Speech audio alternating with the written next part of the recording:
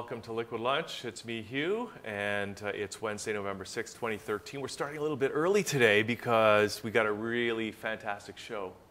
I'm just going to tell you who's coming on the show first of all before we get started with Tamara, who's sitting with me here.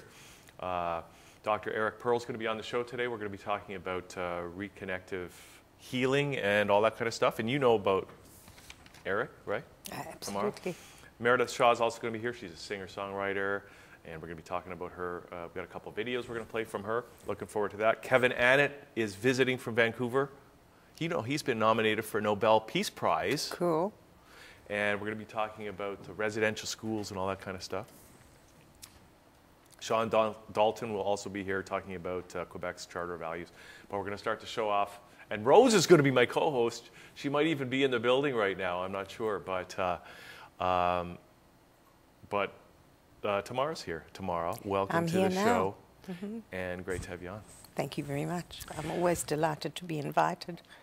Well, okay, so let's just settle in it and have a good discussion here because we're talking about rebirthing today, and that's what you do, right? Well, yes, I do. And you know, yesterday somebody called me and said, you know, I've been really put off by the name rebirthing. It has, you know, sort of like born-again Christian connotations. Yeah. Well, the idea of rebirthing is that you are reborn to yourself in a new way. The possibility of being new and fresh with a lot of the past being over is really valuable. So it's been called by many names: rebirthing, transformational breath work, spiritual breathing, energy breathing, you name it. It's had other names, but the work is really basically still the same. Okay, so now I'm going to say, because yesterday I was over at your place and I had a rebirthing session. Not my first one, I think my third one, right? Third, yeah. And I was thinking though, and I've been kind of processing that for like 24 hours now, and one of the things I was thinking about was that it's really not rebirthing. I was thinking like, I don't know if it, like, you know, you can correct me if I'm wrong, but I was thinking it's really a breathing thing, and I don't know if it is a breathing thing. A rebirthing, like I'm not sure why it's called rebirthing. How does your body feel? Today? Yeah. You mean after my session yesterday? Yeah. My body, in fact, all through the night, it's been feeling, my body physically has been feeling really good. I feel like I'm, well, can I tell you? Because of course you tell me. I really want you to tell the truth. Okay, so, but I'm going to mix it up a little bit because I was also getting ready for Dr. Eric Pearl, who's coming on the show later, and I was reading his books, right? So throughout the night... You had a lot going on. I felt like I was clearing a lot of phlegm and stuff from my system. Okay. And I always, through the night, in my sort of dream... half-dream, in and out dream state. Right. I was thinking, because, you know, finding out a little about Eric Pearl and this healing, right, where it feels like there's actually people working on you. I was sort of thinking, gee, are people working on me throughout the night, you know, trying to heal as well? And how is that related to the rebirthing session that I did with you yesterday? Well, a lot of it depends. You know, techniques are techniques, and anybody can apply techniques. Mm-hmm. But what really is valuable is the person who is there facilitating. If people have done their own work, if they're pretty clear, they can pull in energy that is really powerful. Often I've been accused of, I said to somebody, I just went to get you a little cup of tea, and they said, oh no, I could feel you in the room. Mm-hmm. Because there are many things that are at work that we see and that we don't see. Having said that, this is a very practical way of accessing things that are unresolved in all the systems, okay? Mm-hmm. Bringing it up, it's like peroxide to a wound. Put peroxide on, bubbles it up, and leave something clean and clear when it's finished. Now, you've had 3 sessions, yes. Okay? But they haven't been ongoing, as I encourage people to do, once a week. If people can't manage it, once every 2 weeks. And what happens is So you clear some stuff and then it builds again, and you clear some stuff and it builds again. But if you do ongoing work, it really gets to the root of what's going on, not just a little tickle. I gave you the analogy of what happens when you go through any process of healing, but particularly this one, is it's like a beaker of water, and you've got sediment at the bottom. Yeah. And what you do is you turn on the tap, and the sediment starts to get activated, like you get activated when you're doing the breathing work. And so you have a couple of choices, but not really. You can choose to withdraw and say, oh no, I've let a few things go, or you can continue under the tap with the water until the beaker of water is clear. And that's what one hopes will occur with rebirthing. Oops, Rose is just coming into the Come on, Rose, studio. we're waiting Come on, for Rose. You can come on over here. I got water for you over here. We had to start early. Okay. So that's really what it is. It's basically people making a decision dedicated to their transformation, dedicated to moving through some of the things that affect all of us. Most people, feelings of safety, of fear, of not being wanted, of being the wrong person. Hi. And so all of these things affect us. Okay. Oh, where's my puppy? what? My puppy I didn't fell bring off. My puppy yet. Yes, My I have puppy a fell off. tendency of doing that. I know. I just retrieved mine from Oops. the floor. Okay. Okay. Are you sure that wasn't mine? Here. No. No. See, there's Rose. We got to adjust the cameras, but there she is. Okay, so we're talking. Well, let me move closer. Then no, we you don't stay where you are, Tamara. okay. We got it all set up for you. So we're talking about rebirthing with Tamara here. breath work. Have you ever done it? No, but you and I have run into each other a few times. We have? Where? Yes. There was going to be a session once, but then it didn't. Didn't happen. Oh, okay. Well, I just had one yesterday. Oh, you did? Yes, I did. My third session. Oh. Yeah. Now look at I these. hope I haven't missed. You haven't missed much. Okay. No, I haven't missed much. Yeah. So the idea is that we all have stuff. I mean, one of the first things I say to people when they come to see me is, why have you come? Mm-hmm.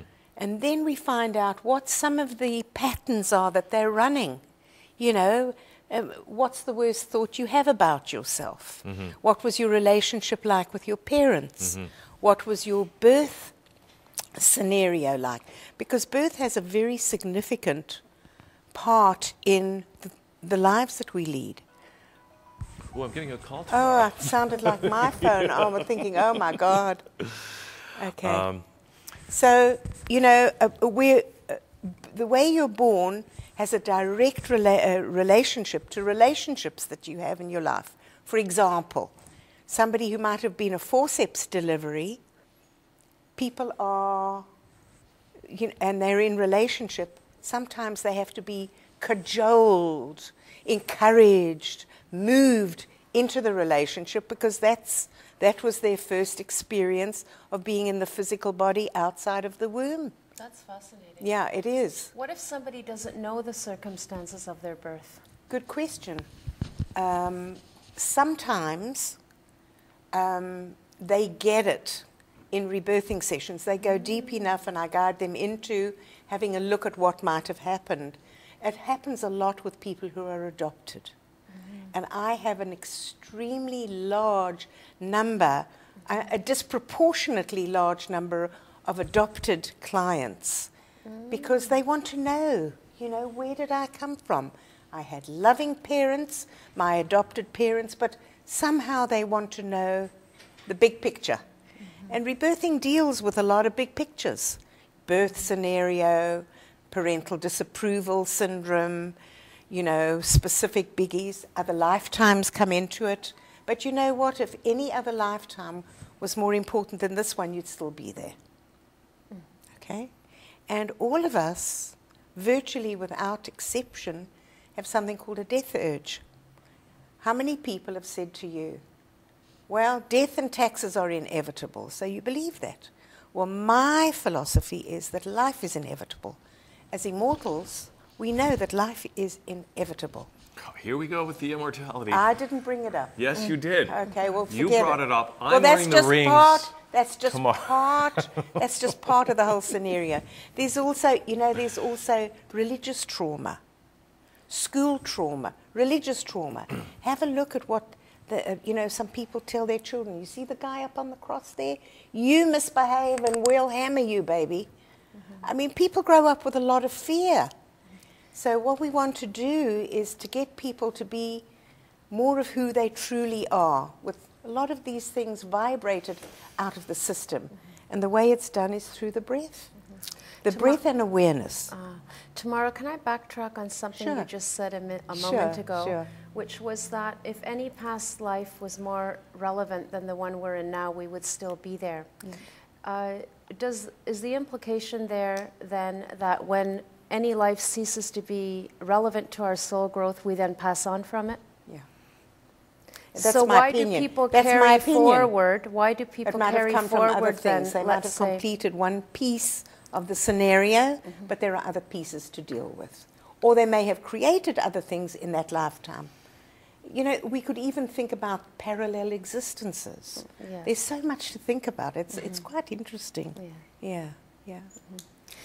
And I missed the beginning, and it wasn't much. Really? All right. So I did. Did you go through the explanation of what are the rebirthing processes about? No, I didn't, but I will. Oh, okay. Rebirthing. When people come to see me, I've given them a questionnaire before they come. Yes. Because there's no need for them to sit and fill out forms and this, that, and the other, and they need to think about it. Yeah. They need to think about, what was 3 things that I liked about my mom, 3 things that I disliked about my mom. Some people can't even write what they disliked or can't even write what they did like. And then when they come to see me, we go through this to have a look at what's running them. And I'm very highly intuitive, so sometimes I get stuff that other people may have missed, or they may have missed. I had a client not too long ago who was sent away from his parents for 2.5 years to grandparents. For some reason, the parents couldn't take care of him, and there was another sibling born. And after 2.5 years, when he was about 5.5, and the mother came to pick him up because they lived in different places in Europe. He didn't know his mother, and he has great difficulty trusting relationships. He gets into lovely relationships with people he really likes a lot, and yet he can't go deeply of himself into the relationship.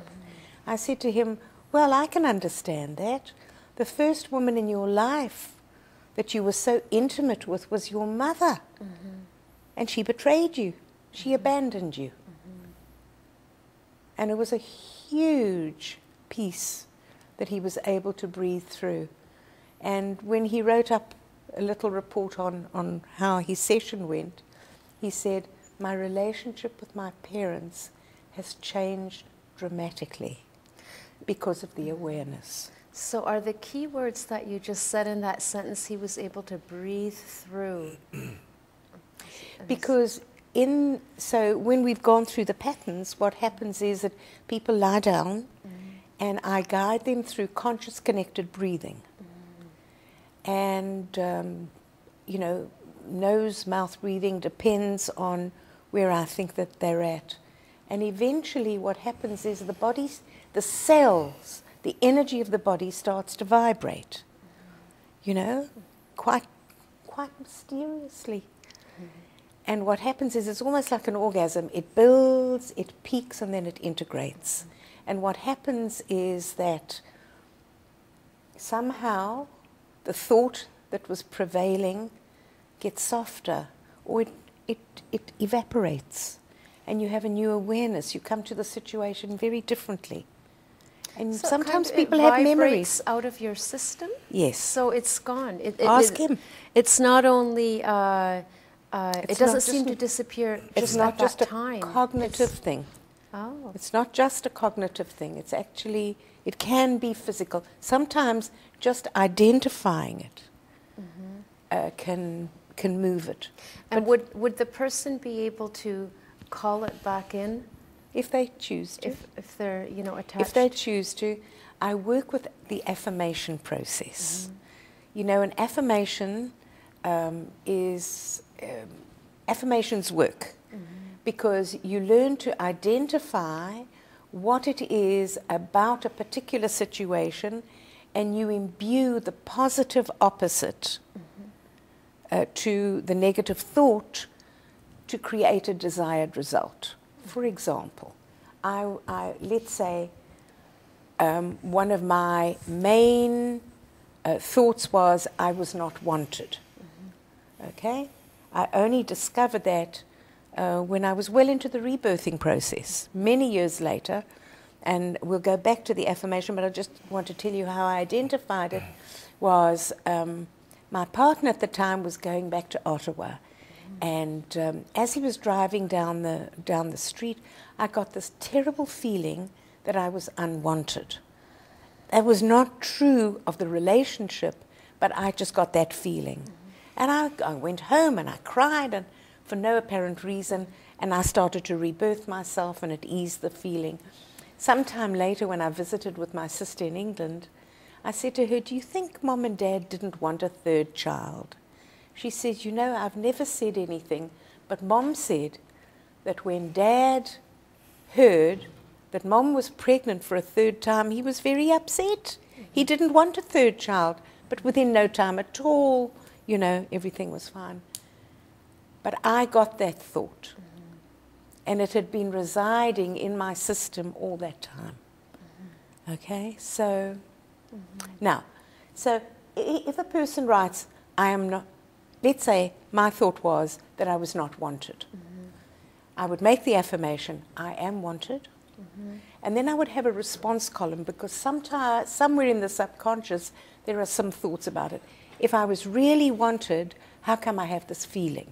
Yes. And then you write the affirmation again, "I am wanted." And so you keep doing it until there's a clearing.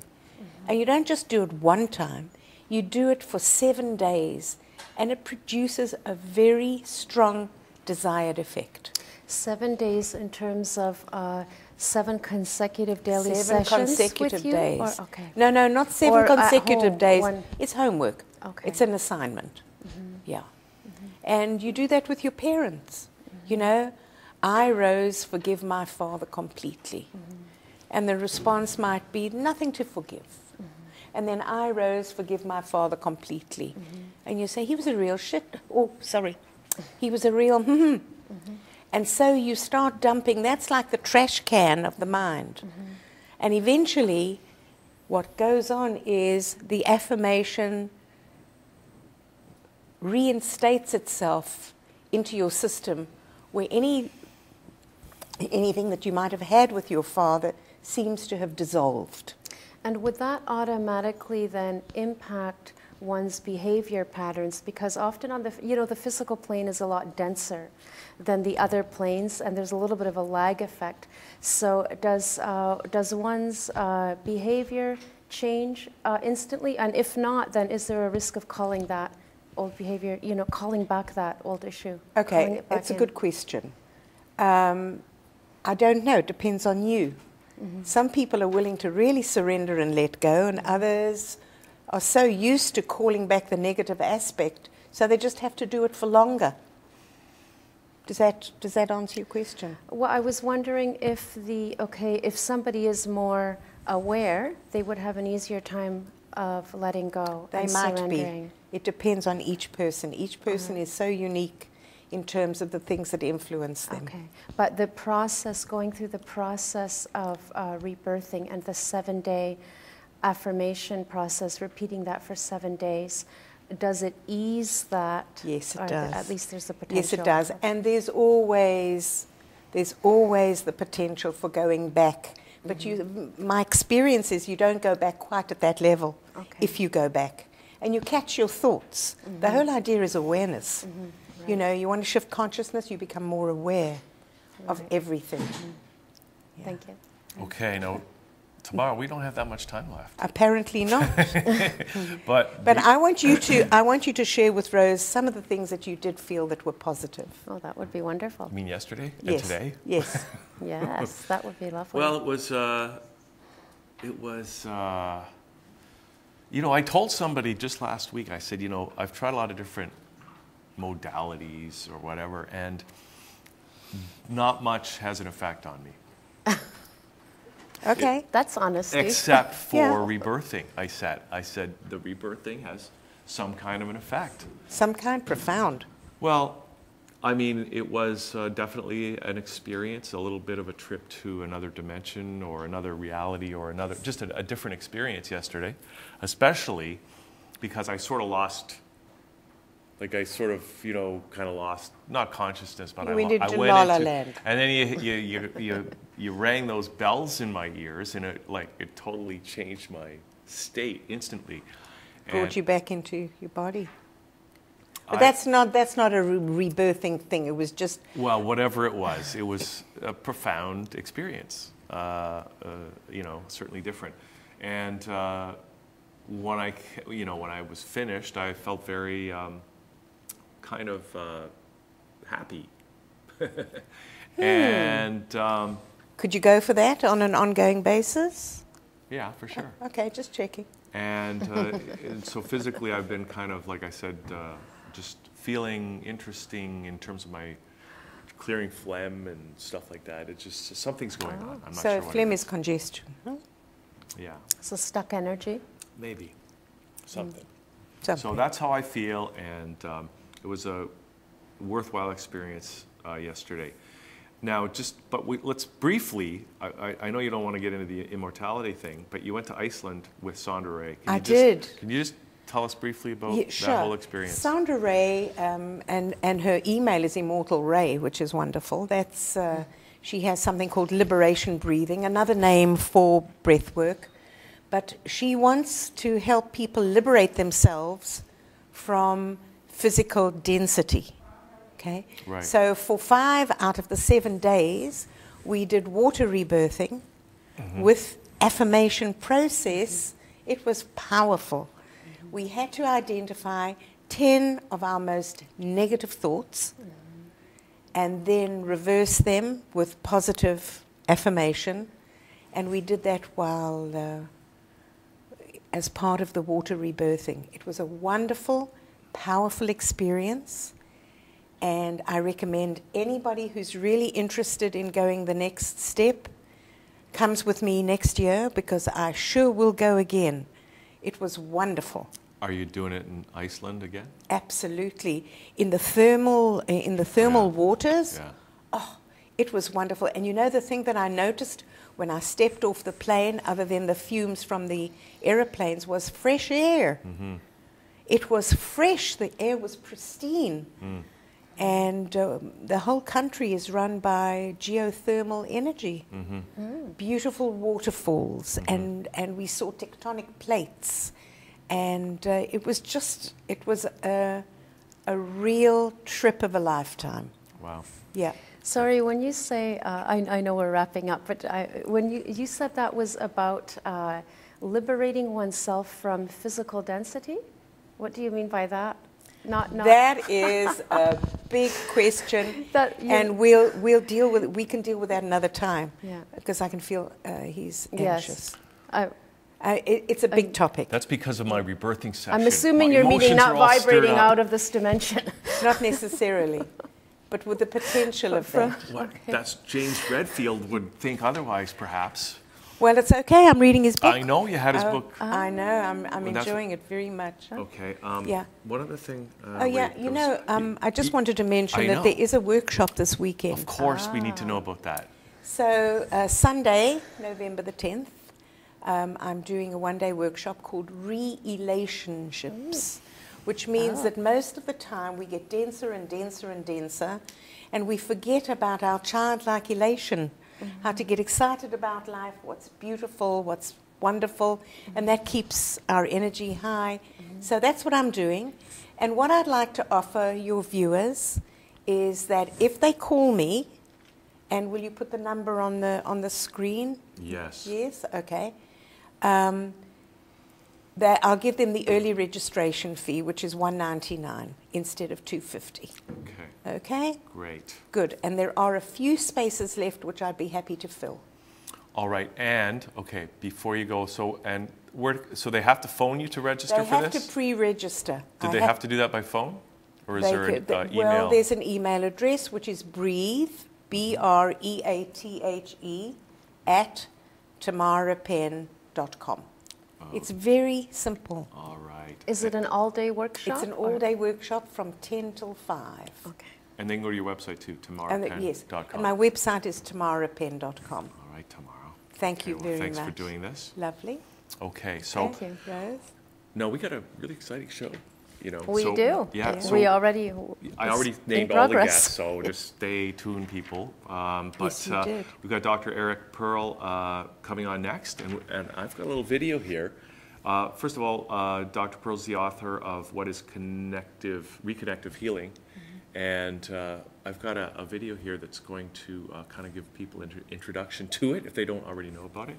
And we're going to be back in a couple of minutes with Dr. Pearl Thank you. as Liquid Lunch continues. Thank you, Tamara. Thank you very much.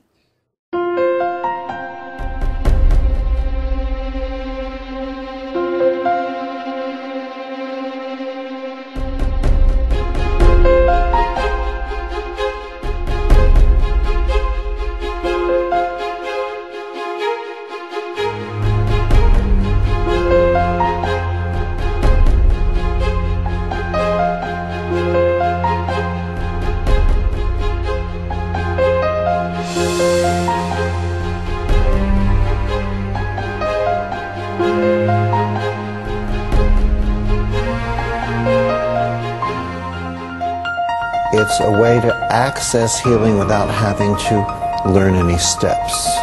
This is more than energy healing. Reconnective healing is a new form of healing here on the planet for what the researchers think is the very first time. So when we help others with their healings, we become better ourselves. Because this is us vibrating at a level of light. According to the researchers, when we step into this new bandwidth of frequency that science calls reconnective healing spectrum or continuum, we move into a healing spectrum that has not been here on the planet, has not been seen here on the planet. Here's the amazing truth. We've taught more than 60,000 people. 60,000 people in more than 60 different countries how to do this work. Every single person at every single seminar has walked out with the ability to do this work. This isn't about faith or believing in this. This is about seeing it for yourself. What we talk about with reconnected healing is that it's not just about energy healing. It's about a communication and a transmission of energy, light, and information. The gift of this more comprehensive spectrum of healing is that it allows us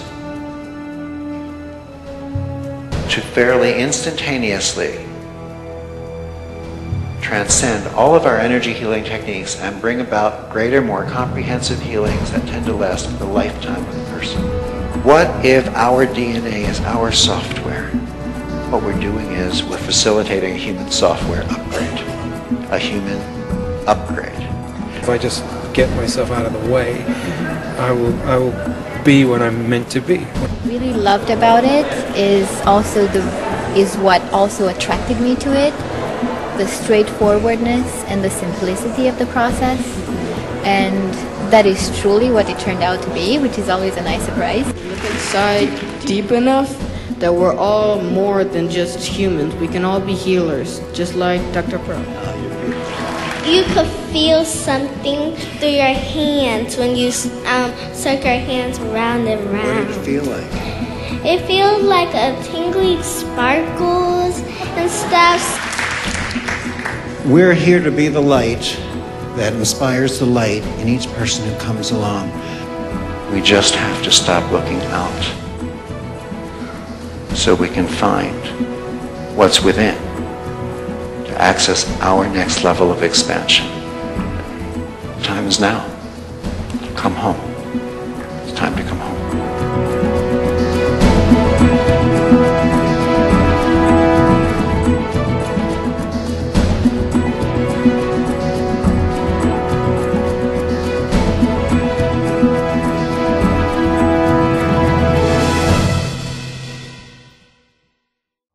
Back to the show. It's me, Hugh, and Rose is my co-host today, and we are here with Dr. Eric Pearl, who's in Toronto, giving a seminar this weekend. And Dr. Pearl, it's great to have you on the show. Thank you. I'm glad to be here. So let's celebrate, because Tamara brought us some non-alcoholic booze. I know you're a little disappointed, Eric. Well, you know, you have to have spirits to be spiritual. You know, I like that. Yeah. I saw your, I was watching some of your videos, and you were talking about, you know, some people being vegetarian, and you were saying you don't need to be a vegetarian. It's something about you like your vegetables in the compact form of a cow. Yes, I do. I do enjoy that.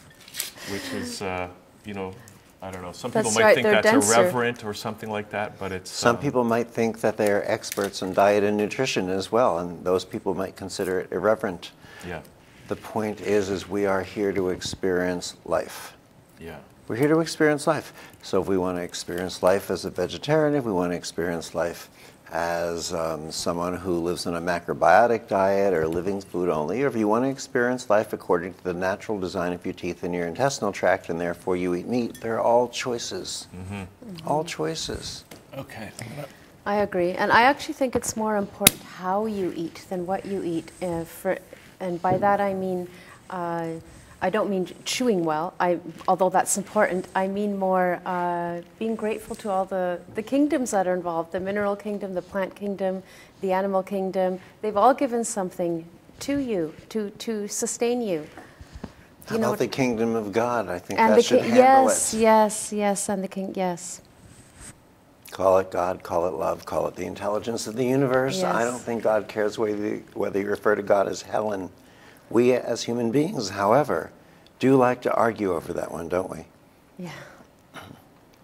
Okay, so let's talk a little bit about, we saw the video, or we will, in the edited version, about what reconnective healing is.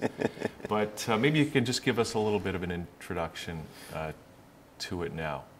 Sure. Reconnective healing is a new level of healing, or a level of healing that's newly available to us here on Earth, at least according to a lot of the findings of the scientists and the researchers who are studying it.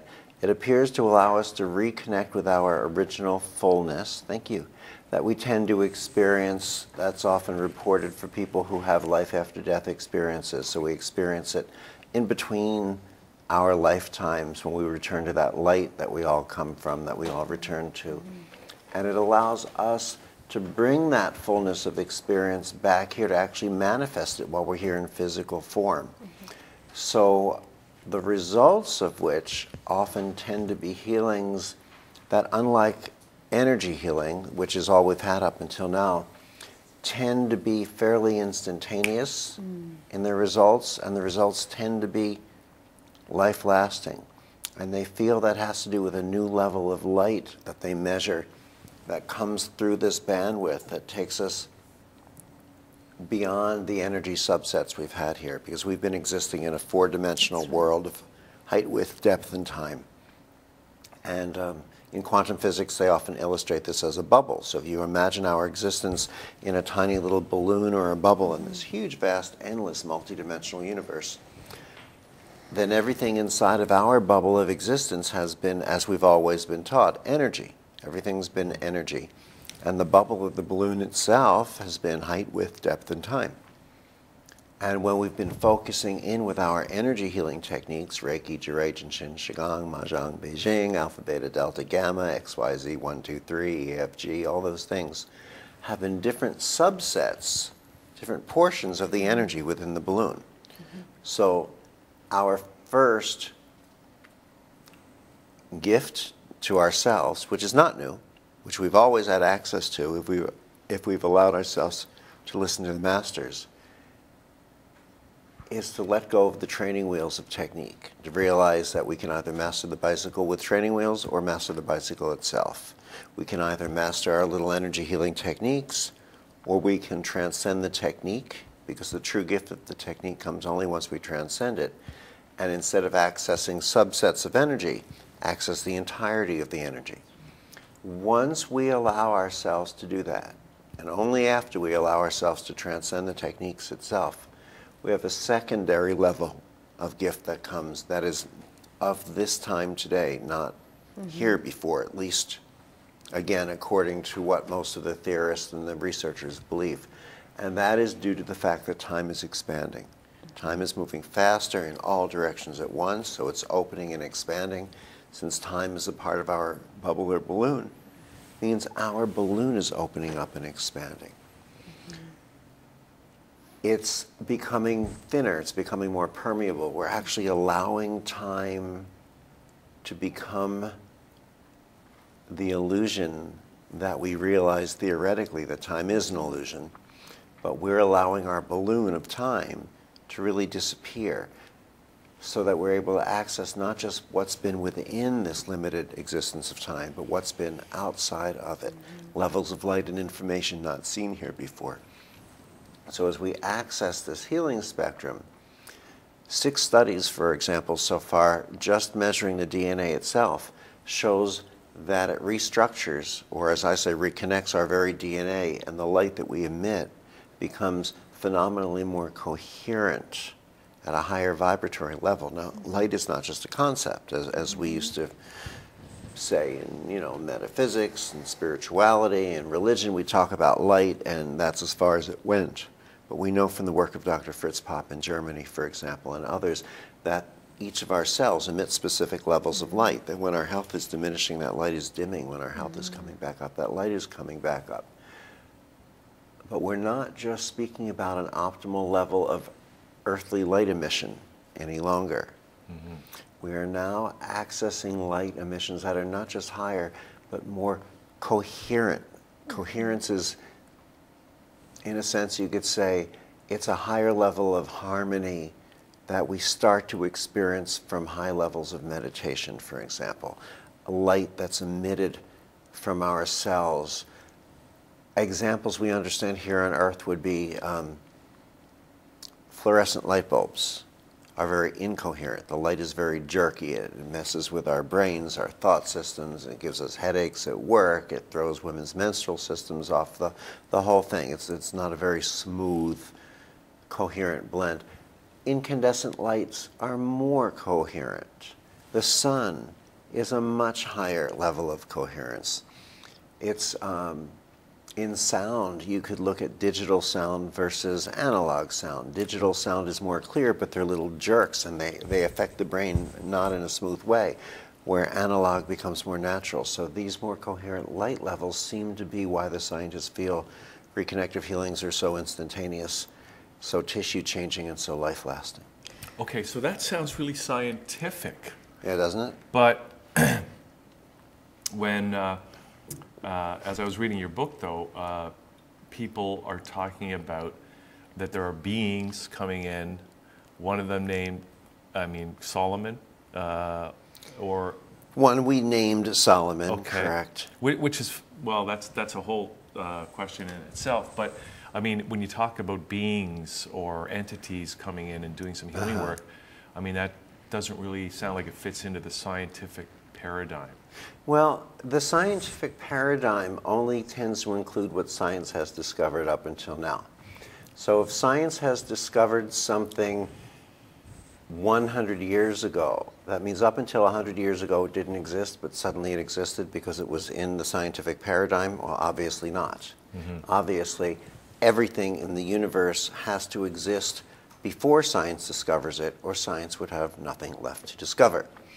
So it's very easy to say something is not scientific and confuse that phrase with meaning it doesn't necessarily validly exist, because most of us confuse absence of proof with proof of absence. The reality is everything exists first. So if things are existing on other dimensions, they exist before science discovers them. Fascinatingly enough, today, science has already recognized up to so far, I believe, at least 12 different dimensions. Mm-hmm. There's the entire theory of what's called the many worlds theory that says everything is happening in all planes at once. We recognize that time is not a linear process of past, present, and future. We're recognizing that time is happening all at once. It's like, one example you could use is a huge diamond with the many different facets of the diamond, and we name the facet that we presently are experiencing as present. And if we come from another facet, we consider that past, and another one future, yet all the facets have to exist at once, or the diamond doesn't exist. So in reality, we can throw out the little business cards some of us have that say we do past life readings and recognize that they're simultaneous life readings, that there's no more deja vu, it's all simul-vu. So this actually is science, but you know, science is not one animal with 4 legs, a head, and a tail. There are different aspects of science, and so they don't necessarily all coexist on the same level of consciousness. You know, it wasn't too long ago where it looked as if science and religion were walking in opposite directions, but that's because it also looked to science as if the earth were flat, so they continued to seemingly walk away. But really the earth was round, so their journey brought them this way. Science went from separate and distinct to relativity, to quantum, to consciousness, to truth, and our religions became progressively more and more, we rediscovered the spirituality, and as science and religion, or science and spirituality, continued their journeys, they found they weren't walking away, they were actually returning to one another with gifts of support, and this is the time that we're living in right now. So we have the option of recognizing that there's more and being in the knowingness that science will probably eventually discover it, or we have the option of holding ourselves back from recognizing things by saying it doesn't fit into the scientific model, and though we still have to recognize the scientific model is limited by including only what science has so far discovered. Mm-hmm. Not that I have an opinion on the subject. That was very well answered, very thorough. Wow. I have a question going back to what you said about the basic forms of man-made technology and the incoherence inherent in them. And for example, there's also Wi-Fi, all kinds of man-made technologies they're not compatible with the human biosystem. And some people seem to be affected more than others. I know somebody very well whose brainwaves get scrambled all the time. And I'm wondering if something like reconnective healing could allow us to not be affected by those. Do you know what I mean? Or will we always be affected by them because we're here on this plane? Or is there a way that we cannot be affected by them? The more whole we become, the less at effect we allow ourselves to become. The less, you know, there's always someone in this spiritual world saying that they can't go into a shopping mall because they're so sensitive that they take on everyone's, you know, emotional upsets. Now, in reality, if that person were so truly a healer, so truly the light, they recognize that you throw as much dark onto a light beam as you want to. You're not going to darken the beam. If anything, it grows brighter. So this becomes their desire to appear outwardly more real by taking on affectation as if they're being made ill and taking on, you know, weaknesses or other problems. Our choice is to be light or to be dark, to be at cause or to be at effect. I do believe that as we become more and more light, as we become more and more spirit of the universe, we might not require so much the artificial technology, because we'll be accessing through our own awareness if and as we allow things to happen. But we have to allow things to happen. It doesn't always come from conscious intention, because often our conscious intention becomes a neediness, which becomes an attachment.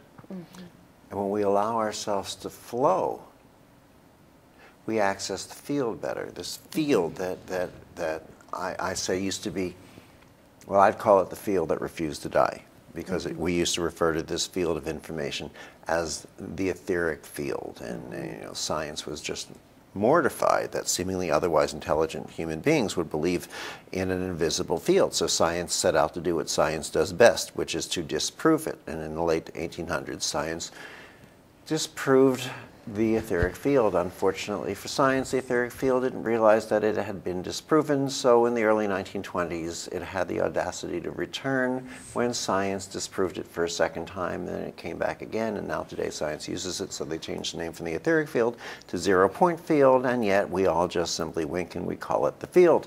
It's this field of information in which we all exist, and that exists within us.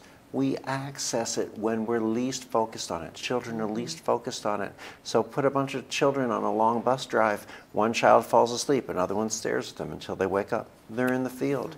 Be lost in something you're doing at home where you're not really focused on anything. And a thought of a friend you haven't heard from in 3 years passes through your head, and 3 minutes later the phone rings and it's them. You're in the field. So people who are psychics, people who are geniuses, people who are healers, it's no big secret. They're really allowing themselves to access the field without intentional focus or attachment to needing a specific result. In other words, they're not second-guessing the information, and it flows through in that childlike manner. I was just 2 days ago, 3 at most, I was in my car, and I was listening to Spotify on the radio, where you can find pretty much any music that's on any album anywhere. And I thought of an album of Middle Eastern music when I was younger. My mother and my favorite aunt used to come over, and my aunt was from Lebanon. And they used to practice belly dancing, and I found this old album on Spotify. And in my mind, I was immediately there, back, will not count the decades, in that room in my house where the music was playing and they were belly dancing, and all of a sudden my phone rang. And I looked at the phone, and it was someone I hadn't spoken to in 30 years. It was my aunt's daughter, and I knew something was wrong, and I called, and someone was in the hospital. 30 years, the phone rang. And it wasn't even them on the phone, it was a pocket dial, but I knew something was wrong. I made 3 phone calls and found out, because the field talks to us, and it's up to us to allow ourselves to observe. That's the coherence of the communication of light. And our bodies heal through that interaction. Can I use your hand for a second? Just open your fingers for me. Good, got them right there. If I come in here, I allow my arm to float. If I push it down, it kind of floats back up again. I bob it down, and I watch for that little tiny movement in your fingertips, such as your index finger. Let me see if that plays again. And I notice what I feel. It's just about me. I'm going to bring you to a more comfortable position. That's good. There we go. And then I see the ring finger begin to have that little movement. And I play with it. And when I do this, Hugh, what's so funny? Can you feel it here? What's it feel like? It's like, almost like little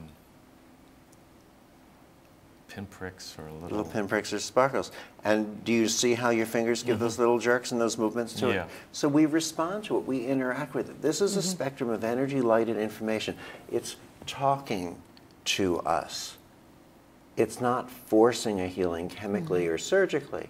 What it's doing is it's giving us a reminder of our more universal light vibration, what we experience in between these lifetimes here. And somewhere inside, then a little voice goes off inside of you, for example, inside of Hugh, and it says, hey, I remember this. This is me vibrating as light. This is me vibrating healthy. I think I'll do it again. And as we return to that vibration of light, anything denser or heavier than light, which tends to include most of our challenges, not just our health challenges, physical, mental, emotional, spiritual, but our relationship challenges, our career challenges, most of these densities have very little left to hold on to. So they simply fall away as appropriate for each person on their life course.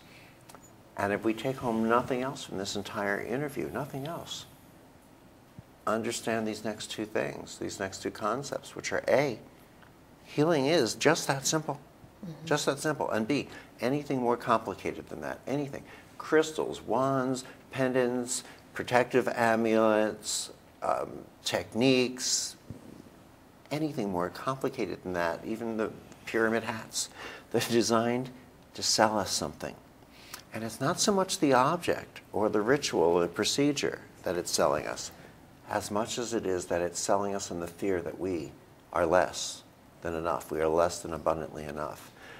And that's not a bad thing to sell us on that fear, because it serves a role. These are not bad people who are selling us these objects and these fear-based rituals. When we all return to where we come from and we recognize the roles we played in each other's lives, we will see them too.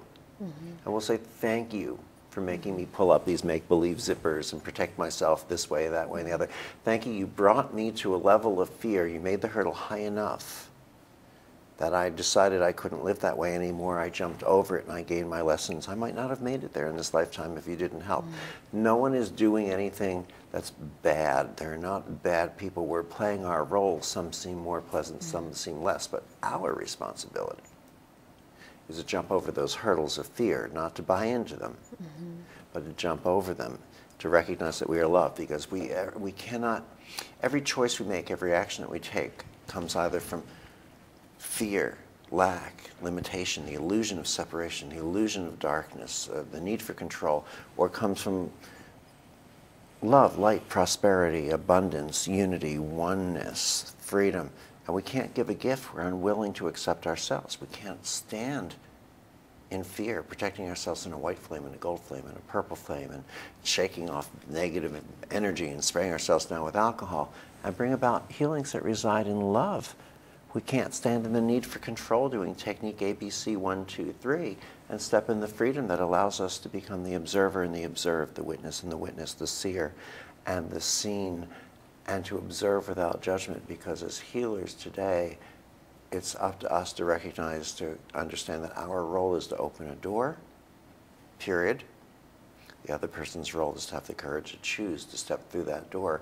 Where we get lost is that instead of being focused in the process of healing, we focus on what we consider should be the appropriate end result. We find ourselves opening the door with our right hand and trying to push them through with our left hand. If that doesn't work, then we try to kick them through with our right foot. And that doesn't work, we try to kick them through with our left foot until we get the result that we in our limited conscious human educated mind feel that the healing should take, because it takes a different centering to learn to simply witness and to recognize that our reward is to observe the beauty of the perfection of the orchestration of God, love, in the universe and the healing process.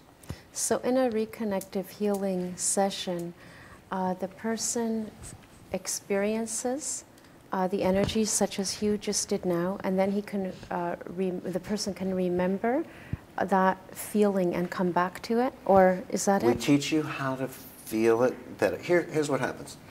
So for instance, this Friday night, the 8th, we'll give a 3-hour presentation. I think it's at the Don something Hotel. I can't remember it. Do you? Don Valley Hotel. Don Valley Hotel. So from 7 to 10 at the Don Valley Hotel, I'll give a 3-hour presentation open to the public. We'll talk about the history of the work, the theory, the philosophy, the science. We'll give everyone an opportunity to feel it in your hands. And we'll bring up volunteers from the audience and give live demonstrations of the healings there. But Saturday and Sunday, November 9 and 10, is very different.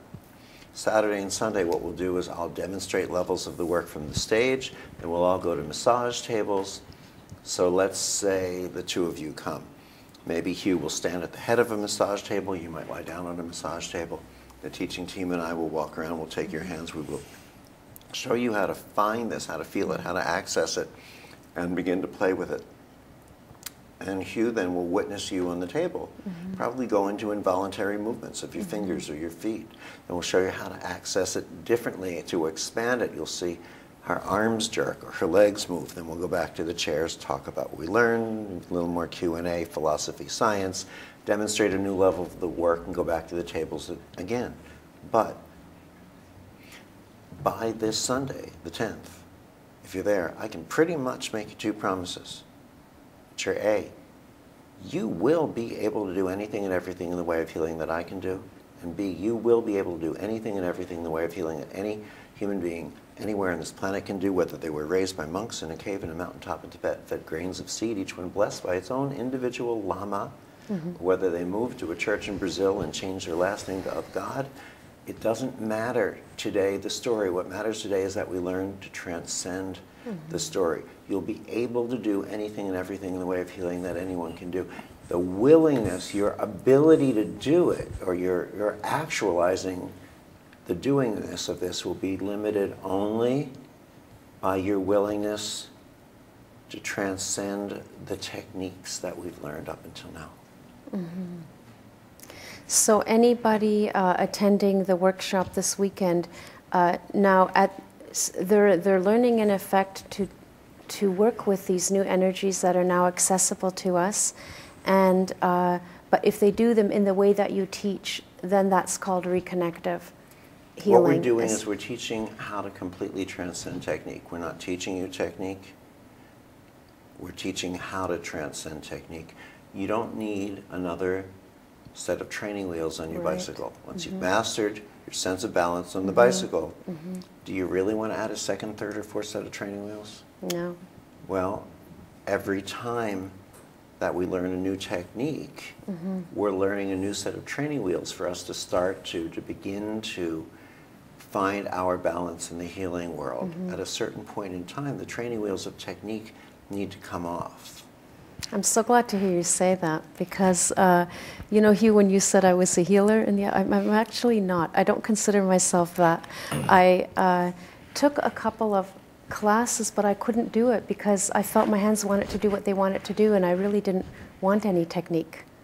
No, even today, we're teaching kids how to ride the bicycle with little things that scratch the ground and make it sound instead of the training wheels. We don't even really need the training wheels, excuse me, we don't even need the training wheels really to learn to find the bicycle any longer. But we enjoy the accoutrements, we enjoy the certificates that we get with our energy healing techniques, but they're merely pieces of paper, and we become stronger if we're willing to go into that room where we've hung all those certificates, take them down and go, this is a piece of paper.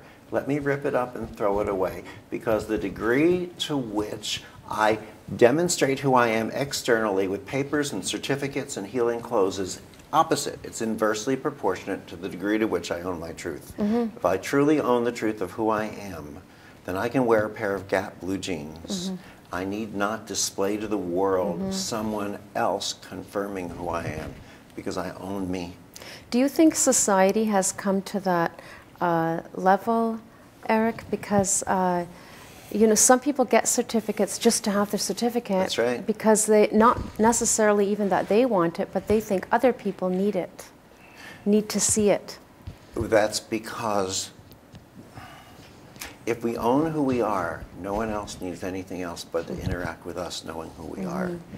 And they will see who you are in your eyes. Now let me tell you something that's going to sound contradictory. Guess what? When you come to the Reconnective Healing Seminar, at the end we're going to send you a certificate. I'm still going to tell you it's a piece of paper and throw it away. Okay. But the reason we do it is because a long time ago I gave a seminar once when my seminar, you know, right now our seminars can be hundreds to thousands of people depending on where we give them. I gave a seminar once when I was beginning, and it was only going to be about 24 people, and half of them didn't show up that weekend because there was a different seminar and a different subject even, but it gave certificates. So I figured, all right, I'll give certificates. I give certificates not for the reason most people do. It's because some people want to come to something that gives a certificate. So it entices them to learn and discover it. But part of what they'll discover along the way is I'm going to say, don't put that certificate on your wall. I like that. Well, I think it makes, you know, if we get to that fully evolved society you're talking about, then everybody will realize that nobody needs certificates anymore. You can't wait until we're there. What do you want on your tombstone? The world wasn't ready? Or do you want on your tombstone, I helped get the world ready? Well, wait a sec. We're going to a world where we don't need tombstones because we've got the immortality Well, that's rings. a whole other thing. Yes, your immortality rings. I see that. Or, I mean, or even the idea of healing, right? Healing is not about living in this physical body forever. Do you really want to live in your physical body forever? Wouldn't you like to experience something different? Lord knows I would. I mean, my understanding, my mother died giving birth to me at a time where you didn't talk about this. And one of the first insights she had, one of the very first clear insights, and if you speak to other people who've had the experience, they'll give you the same thing, is that there are old souls and there are new souls, and we cycle through our many lifetimes for purposes. Healing is about having this experience in its fullest form. It's not about cheating the system. It's our fear and insecurity about death that makes us want to live here forever. But if we really felt open to it, then we'd want to experience life in many different forms. And I'm very, very, very much looking forward to the beautiful experience of what we consider that afterlife, of what we experience in between lifetimes. I'm not ready to go. I have lots of things to do here. I don't want to go now, but I'm not afraid of that experience. I actually look forward to experiencing that, and then I look forward to experiencing, if I choose at that time, to come back and play the game again. For how long have you been teaching this? When did you actually become aware of? This started on a Thursday. I can't tell you which one because I didn't recognize the importance enough to have marked it down. But I know it was a Thursday in August of 1993. What happened was I was awakened in the middle of the night by a very bright light. I opened my eyes to see what it was, and it wasn't anything seemingly spiritual or metaphysical. It was simply the lamp next to my bed. For some reason, it decided to turn itself on. I had that lamp for 10 years. It hadn't turned itself on before, but there it was. And I felt as if there was someone in my home who had been watching me. It's not a comfortable feeling. I got it with a knife, a can of pepper spray, as you probably know, my Doberman pinscher, and I went hunting. Couldn't find anyone. I told myself it was my imagination, and I sort of uncomfortably went back to sleep. But that Monday when I went into my office, I would adjust my chiropractic patients, finish with them lying on their backs, tell them to close their eyes, relax, allow the adjustment to settle into place. And when they were lying there, I was feeling sensations in my hands I hadn't felt before. As I moved my hands around them, their eyes would dart back and forth, their fingers and arms would move, and their legs would shake. When they opened their eyes, they told me they were feeling sets of hands resting comfortingly on them, that they could feel my hands, that they were seeing colors they'd never seen before, smelling fragrances of flowers they'd never before smelled. And they started reporting healings, real healings. They were getting up out of wheelchairs, some of them, vision and hearing returning. Children with cerebral palsy or epilepsy was suddenly able to walk around and play and speak normally, not have seizures. Their parents would call, their doctors would call. They said, "What did you do?" I said, "I didn't do anything. I don't tell anyone," which went over about as big as the U.S. government trying to just say no to drugs.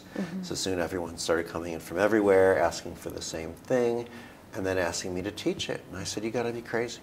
Teach this. I'm waving my hands in the air. I look like a fool. You go outside and wave your hands in the air. Let me know what your neighbors have to say about you." But more and more, my patients would say, "I drove home from your office. I pulled up in front of my house. Before I could hit the button to open my automatic garage door, it started to open and close by itself. I walked inside, my lamp and TV started turning off and on. I felt sensations in my hands. I held them by my grandfather, my aunt. They regained their hearing, their ability to walk. And we began to recognize that once we interact with what science today refers to as the reconnective healing spectrum, that something changes.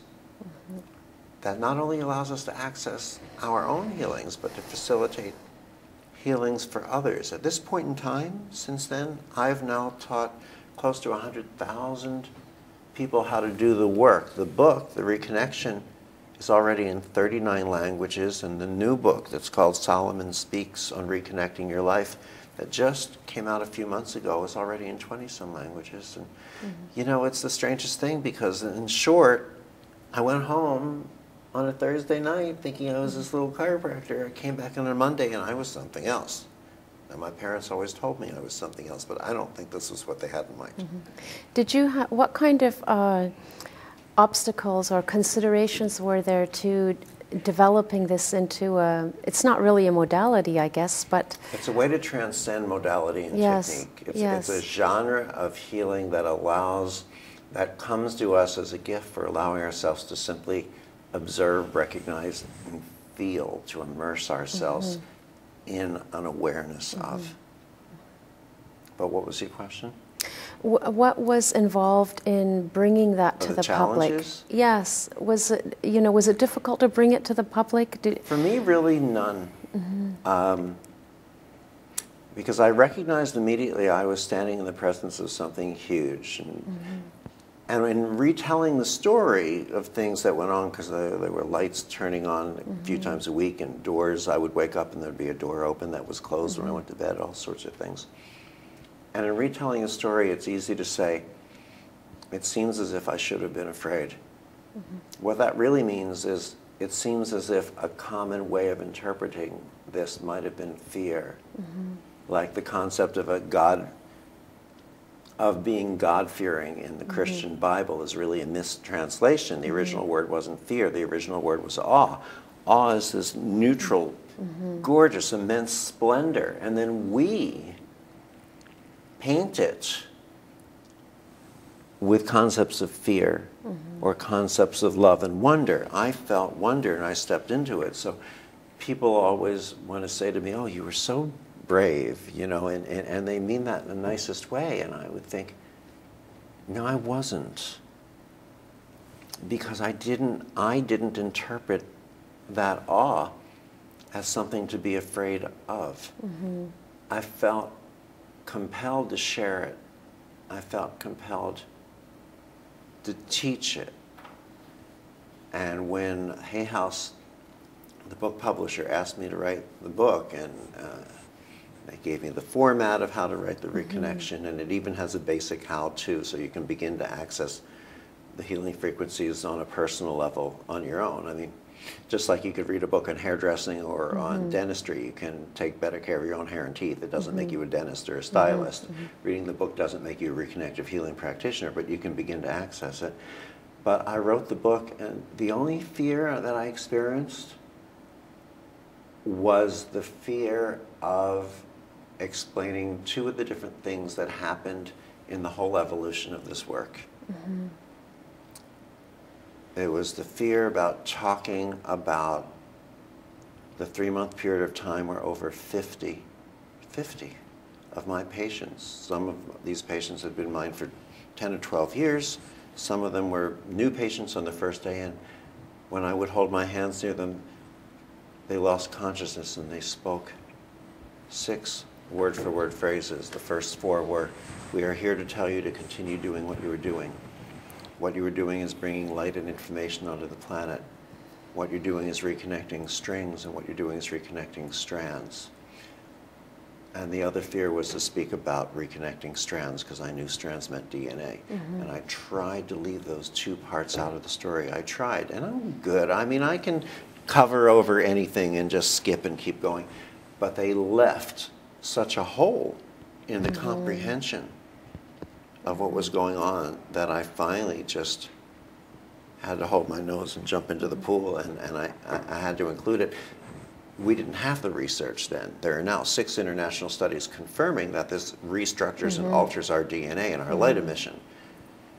There's now the Book of Solomon Speaks, because over 50 different people channeled these, or I don't like that word channeling because of the baggage around it, but brought in these 6, they spoke 6 verbatim phrases, some of whom, none of whom ever had a voice come through them before, some of whom got angry at me or frightened and stopped coming into my office. I said, I don't know what you're angry about, you're the one speaking the voice.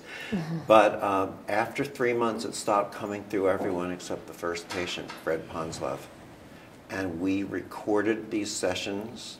Later, we had them transcribed into paper. Later, we had them transcribed into paper, and we put them out into a book. And the book is called Solomon Speaks on Reconnecting Your Life. So you've been doing this for quite a while, 2 decades, 93, 2013. Yes. And do you notice a big difference in people's receptivity? People are much more receptive now, which brings me back to a statement we made a little earlier,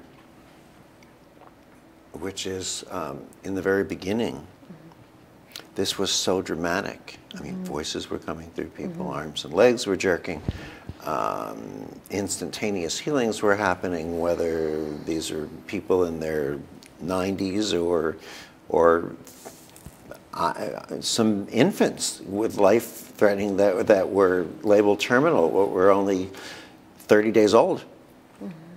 And I'm thinking the media needs to know about this, and I would speak to the media, and individually they say, I'm fascinated by it. I want to know more. I even want to experience it. But the world's not ready. And I said, but don't you understand? If you wait for the world to get ready, you've missed your purpose in being in this world. Your job is to get the world ready. So at that point in time, jokingly, I would say I probably couldn't get into a hospital if I was driven up to the emergency room in an ambulance. Now I speak at hospitals, universities, the United Nations, Madison Square Garden. We teach to governments, we teach. But basically, the most exciting is to speak to the lay people. The mainstream, because I believe in what's some people refer to as the 10-10-80 principle. 10% of the people are going to listen. They're going to listen and believe anything at all that you have to say to them, as long as it sounds even remotely spiritual or metaphysical. They're just they're not at all evaluative. It's preaching to the choir. It's a little boring. You could spend your life doing it, but it's not that exciting. 10% of the people are not going to listen to anything you have to say.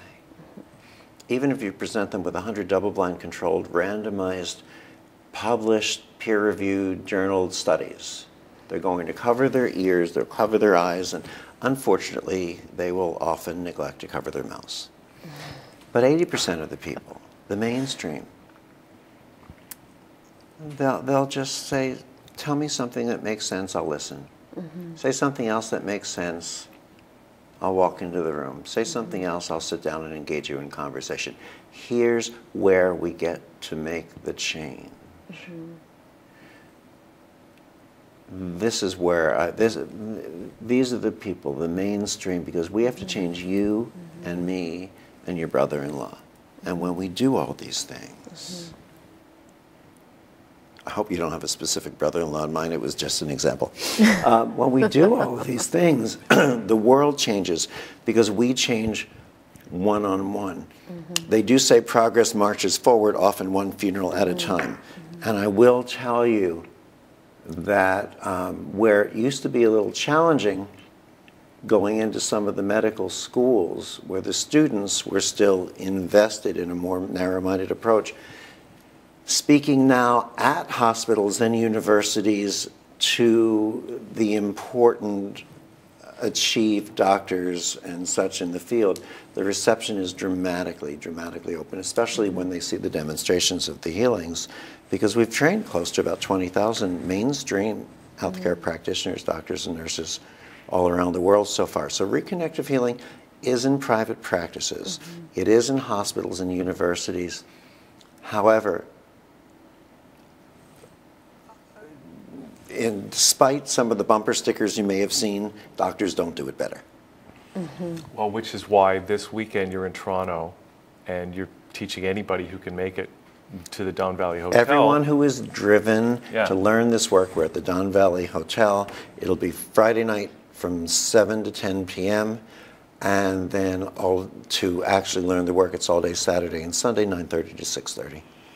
And well, I wish we could keep talking all day or just sit here and listen to you, Eric, because you do kind of wind me up and my mouth moves, doesn't it? Sorry about that. It's very interesting, though. You would think after all this time I'd be bored with it, but I'm just more and more excited with the discoveries of the healings, of the potential of who we are. Yeah. Well, we'd love to have you back next time you come to Toronto, and maybe we can carry this conversation on because there's still so much stuff that we didn't even get into that we'd love to. But people can still register for this weekend. I believe there's still some space available. I'm not certain. If you go to the website, which is just as the book is called The Reconnection, Heal Others, Heal Yourself, the website is thereconnection.com. You have to include the word the, so it's thereconnection.com, and you can register right on the website, or they'll give you a phone number to call, but do it soon, because I really don't know, honestly. Apparently how much it's there is in limited, yeah. space. You have to do it quickly if you want to go this weekend, so thereconnection.com. So thanks, Sarah, for being here. Much.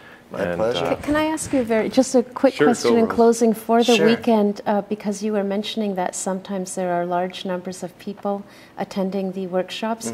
Do you personally interact with every person or no? Oh, I'm the one. I teach these seminars.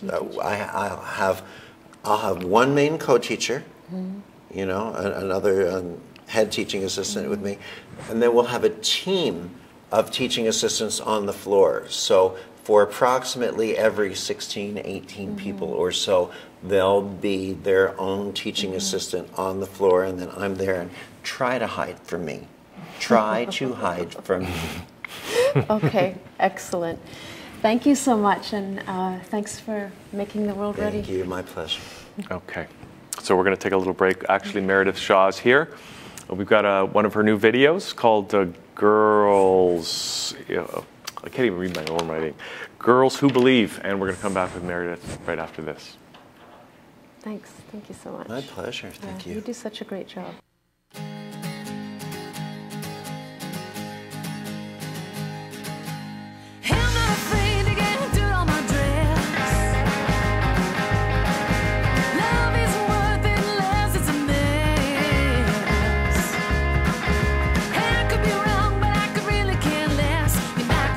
Me out, yes. Come on, baby. Can't you feel me looking? Don't you give a damn? Come on, darling. I won't wait forever just because I can. Oh my, I'm about to let you do what you like. I said, oh my. Call me up to let me down. I'll call your name. We'll call it a night.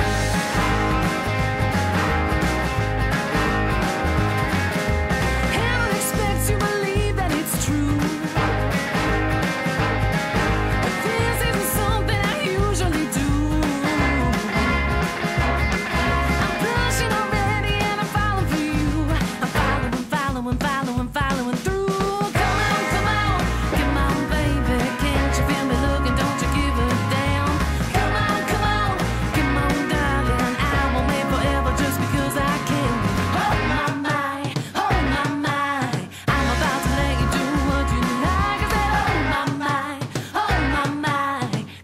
Don't let me down, you'll take me out, we'll shake it up, I'll call your name, we'll call it a night.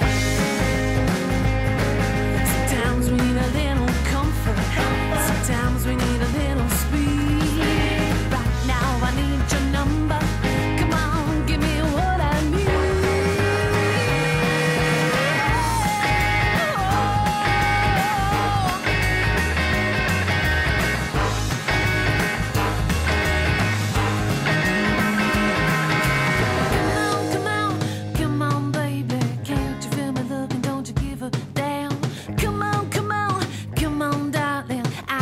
Forever just because I can. Come on, baby. Can't you feel me looking? Don't you give a damn? Come on, darling. I won't wait forever just because I can. Oh my, I'm about to let you do what you like. I said, oh my, you blow my mind.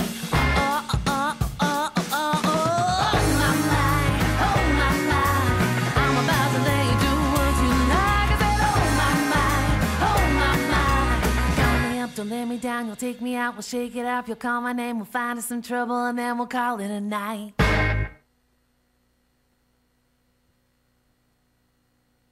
Okay, welcome back to the show. It's B. Hugh and Rose is here, and we are now joined by Meredith Shawn. That was the video, Girls Who Believe, right, Meredith? I think it was, or was it Call It a Night? I'm not actually quite sure. When I took a little gander, really? I thought it might have been Call It a Night. I don't know. But maybe it was Girls Who Believe. Either way, it was an amazing video you just saw. Yeah, so so this is from your most recent album? Yeah, I mean, I've my first full record was produced by a guy named Gordie Johnson, and we did it at Willie Nelson's studio in Austin. So that was a record called Place Called Happy, which Girls Who Believe is a track on that album. And then since then, I've most recently released an EP with Joel Plaskett. He produced that one, and it's called Trouble. Trouble? Yeah. Why did you call it Trouble? Because that's what it was. It was just getting into a whole bunch of trouble. I've loved Joel Plaskett for a very long time. He's tremendous wonderful. songwriter, amazing, much beloved Canadian. And I met him through my work with Gordie Johnson. We wrote a song together, and it was called Trouble, and then that just seemed to make sense for what we were doing in the studio. So, yeah. Cool. Yeah. So, now, where are you from originally? Here, I'm from Toronto. Toronto? Yes, born and raised. So what made you want to get into the music scene? I just sort of don't ever remember not wanting to do that. I remember at about 14 years old, I felt like I was coming out to my parents as a musician. That's what it felt like. They're both lawyers, and now my brother is also a lawyer, so I'm kind of the artistic one of the family. But they've been so supportive, and from day one when I said that, they were kind of like, well, yeah, we know. How would you describe yourself primarily as a vocalist, songwriter? Do you play an instrument? I would say I'm a singer and a songwriter. I play, how I write is mostly on the piano, a little bit of guitar. And now I also do a lot of co-writing. I spend quite a bit of time in Nashville and a little bit in LA and work with a lot of people, both writing for sort of my projects or theirs or other artists, which has been a really cool, newish thing for me to be writing for other people. How does it feel hearing somebody interpret what you've written? It's really cool, because they do it in such a, their own way. And what I like about writing for other people too is it really frees you up in terms of what you would feel like you want to be singing. Like as a singer-songwriter, for me, when I'm writing things, it has to ring true to me. It has to strike a chord somewhere within my experience or my history.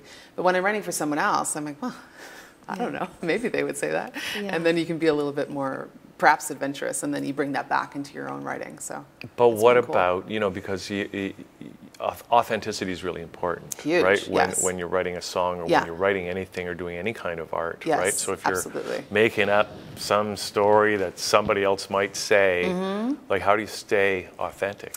I think you need to always root it in honesty. I mean, that's what I'm attracted to in art. I think that's the whole thing. I think that's what makes you perk up when you hear different things. It's just the ability to know that that's really something that is true for that person. And so, it's a challenge when you're writing for someone else. Sometimes if I know specifically who it is we're writing for, we can get into kind of who they are and where they're at, especially in the Nashville scene. You get kind of calls for certain artists who are looking for certain songs. And, if they don't have kids, then you probably don't want to write about a child. Or, so there are certain little things that can kind of help you out. But it's been an interesting learning curve for me that way. Yeah, finding that balance between what rings true for me hopefully would also ring true for someone else. Yeah, and not having any attachment as to how somebody else interprets it and yes. And I've been the beneficiary of a lot of people, lending their talents and co-writing to me. So I work mainly, my main co-writer is a man named Patrick Valentine here in Toronto. And I met him through Gordie Johnson, and he's written a lot of the Big Sugar hits and the Trues, and he's a wonderful, wonderful guy. I'm very lucky to write with him. And, I've been the interpreter of some of his songs and his lyrics, so I've seen it from both sides. Yeah, that's so wonderful. far, so good. Yeah. Now, it's got to be exciting to be, doing music from Toronto, but going down to Nashville and working down there in that milieu, or going to LA and doing that. But I mean, there was the time when going to Nashville and doing your musical career from Nashville meant, I mean, you were, there weren't a lot of people doing that. And you know, the music industry, there's so much music these days. Yes. And right? so many people have the ability to make it, you know. Yeah, it's, exactly. Like, so we could make a hit right now. Yes, we could. We could, but how do you really, like, I mean, what's your, do you feel, how do you feel about that? Do you feel that you've really got to up your game, or or that you really have to, or that you're naturally, you know, just in a better position than a lot of other people? Like, you know, how do you feel about that environment today? I mean, the Nashville scene itself is so inspiring. I mean, you go down there and you get your butt kicked, basically, as a songwriter. You know, you think you've got some chops, and then you go there and you're like, okay. But that's the space that you go down in. You know, you go open and you go ready to learn. How do you know when you're getting your butt kicked? How do I know? Yeah, because, like, you know. Because I'm sitting in a session with this amazing, you know, songwriter that just seems to come up with things effortlessly, and, you know, I'm sitting there doing my homework and struggling, you know. Like, what are they coming up with? Just great lines and great riffs? I mean, Nashville is becoming much more of just a music mecca as opposed to a country music mecca, but still the vibe there is country, and the songs that you're tending to write there, you know, relate to that way. But Jack White's there, and the Black Keys are there, and so, I mean, there's a whole musical community going on down there, but the community I tend to write with when I'm there is in the country genre. And yeah, I mean, the guys and girls who are there, signed to publishing deals, who aren't artists, are I shouldn't say just writers, but they're writers. They write 2 songs a day, every day. I mean, that's what they do. See, that's part of the problem. There's too many songs. Well, they don't all get cut, though. You probably haven't heard, you know, 80% of them. I mean, they just, but the, you know, that whole 10,000 hours thing. I mean, they just write songs, a couple songs every day. And what I love in Nashville, and when I've brought back here to when I work with people here, is they finish the song. Like, it's a 4-hour block, and you write a song. You don't come up with, you know, a cool hook and then have some wine and that's it. Like, you still have some wine, but you finish the song. whether it's good finished or not, but it's something that you could show someone, which I think is a cool just work ethic that I hadn't. Yeah. A real discipline. A real discipline. A real discipline of the creative spirit, which I think is pretty cool. You know, as opposed to just it taking you where it may. They really have You're forced to really almost. ground. You're forced to really ground. Absolutely. So when somebody goes to Nashville, I'm not a musician. Hugh's a musician as well. So this might be a little bit of a naive question, but if you go to, as a musician, you go to Nashville, how do you let people know you're there, or do you go on invitation? There are a lot of things that, you know, we as Canadians can take advantage of when you're going there sort of for the first time, SOCAN being one of them. There's you know, SOCAN has an amazing SOCAN house that you can stay at for free in Nashville if you're a writer. And so there are a lot of things that people can really look into if they're looking to go down there for the first time. But yeah, I mean, the more and more you go, the more connections you make. And I mean, luckily I have a nice team of people that help me out with some of those things. So yeah, but it's definitely the first time. The first time I went down there, I was 14. I mean, I was, you know. So there you are, you're down there from Toronto, and you're getting your butt kicked by these Nashville songwriters.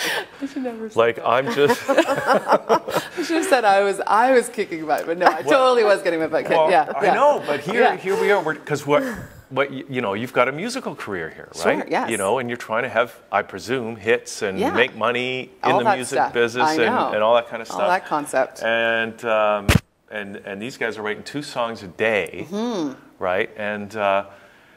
And now you're down there with these guys and girls writing songs. And so you've written a song now. How much better than these guys can it be? And then what do you do with it? Like, how, you know, where do you take that song next? And why even? I mean, you know, is this, do you go, is this song going to be, you write it and go, this song's going to be a hit. This is going to be on my album. This song's going to make it. It's going to get played on the radio. It's that good. Yeah. You know? Yeah, sometimes. I mean, if you're lucky enough to have one of those, yeah, sometimes that happens. I mean, there are wonderful, again, sort of that's when the business part of music really comes into play, and the people that you're connected to in terms of a label or a publisher or those types of things really help. but I do find too, and the trend now is most artists are writing, if not like, you know, co-writing. If you look at all the sort of major artists these days, even if they didn't totally necessarily co-write, there's a lot of money in the publishing part of things now, since records aren't selling as much, and so that the publishing has become very attractive. So more and more people are writing. So the artist is often in the room when the writing is happening, as opposed to the writers, and then it gets pitched to the artist. Oftentimes the artist is actually there. So that's interesting. You know, contributing whatever they contribute. And that's a great way to, you know, get a cut, because as an artist. As an artist, well, as a songwriter, I'm talking more as a songwriter that way. Yeah. Yeah. But you're writing the songs, and you're an artist. Yes, I am. As well, right? And presumably you want to write all your own songs, or at least co-write. Absolutely. All of them, right? That's definitely, yeah. I mean, as a singer-songwriter, I want to make sure that I'm doing the songwriter part of it. Yeah. Okay, so you're saying, so it goes to the business side. So sounds to me like maybe the cream doesn't necessarily rise to the top unless you're, you know, doing your business side of things, right? That's absolutely true. That's totally true. There's so many amazing songs that don't get there, you know? There's so many amazing artists that don't get there. Yeah. I mean, it's tough. It's a tough go. You know, you have to work and work and work and still feed your creative artist spirit, and then you got to be in the right place at the right time, you know? And I've had moments of those nice things, which is why I'm still in the business. But I'm where's the camera? I'm looking for more.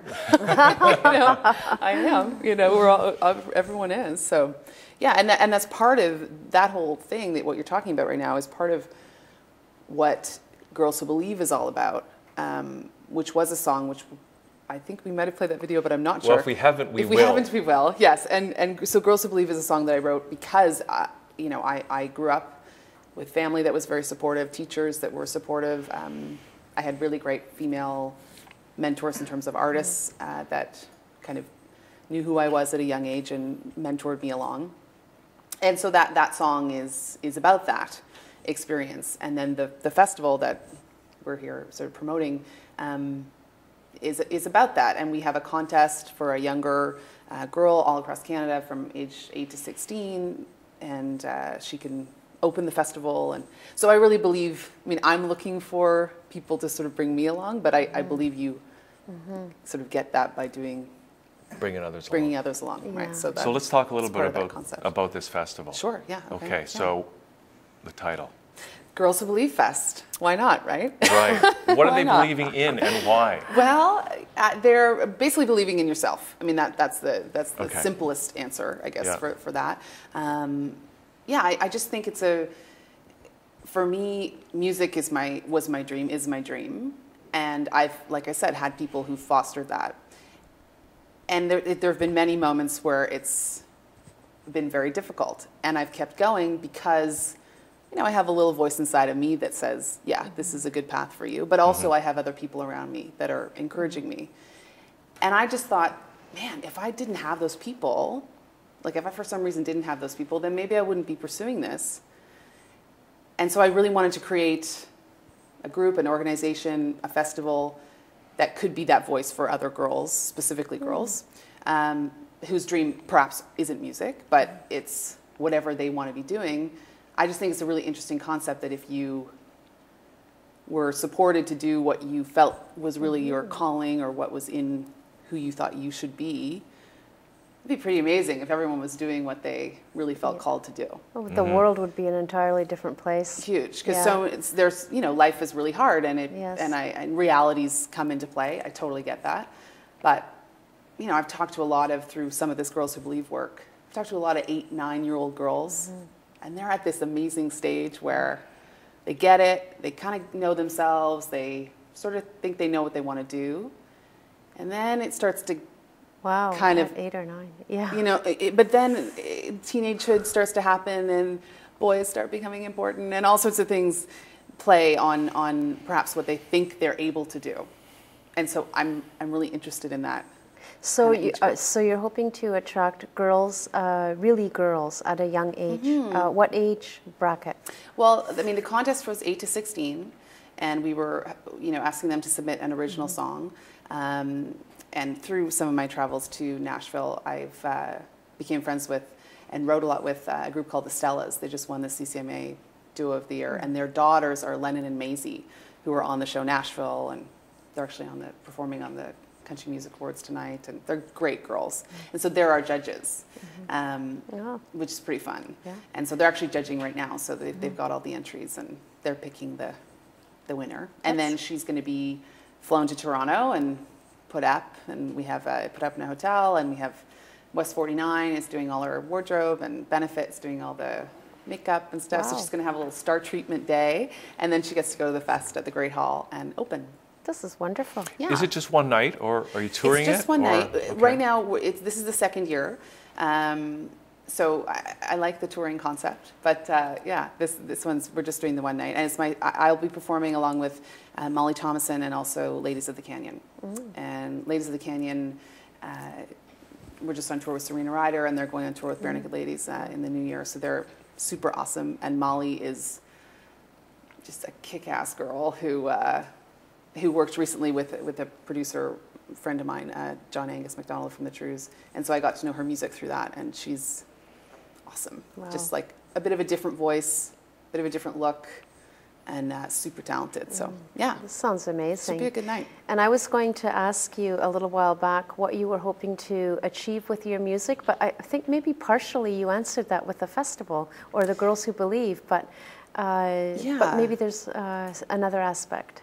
Well, I mean, the Girls Who Believe part is a huge one for me, and I think it's going to be something that I do throughout my career. I hope that's what happens.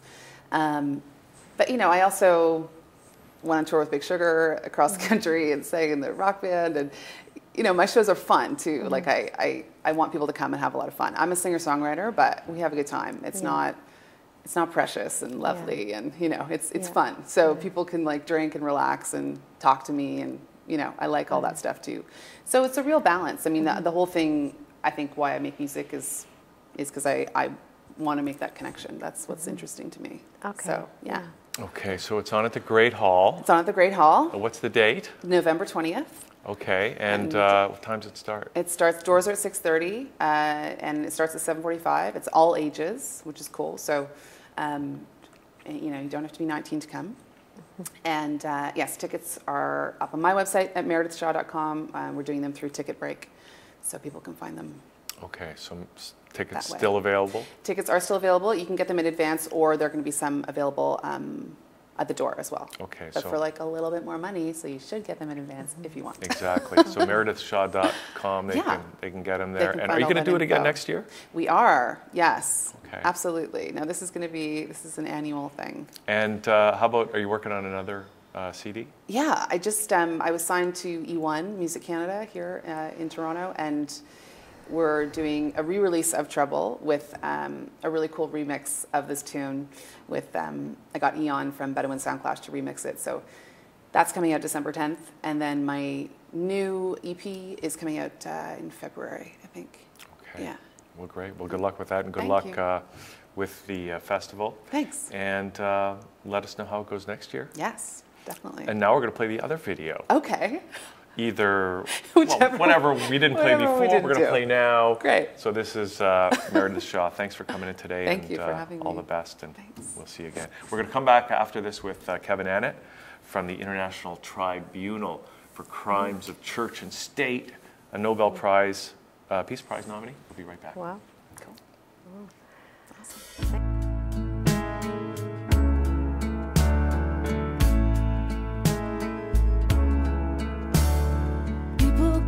People go, some go fast, some go slow, some stay long, some burn bright, some you wanna kiss goodnight. People are and people be, but I lucked out with family, and my friends that I keep are the ones that make my feet stay on the ground.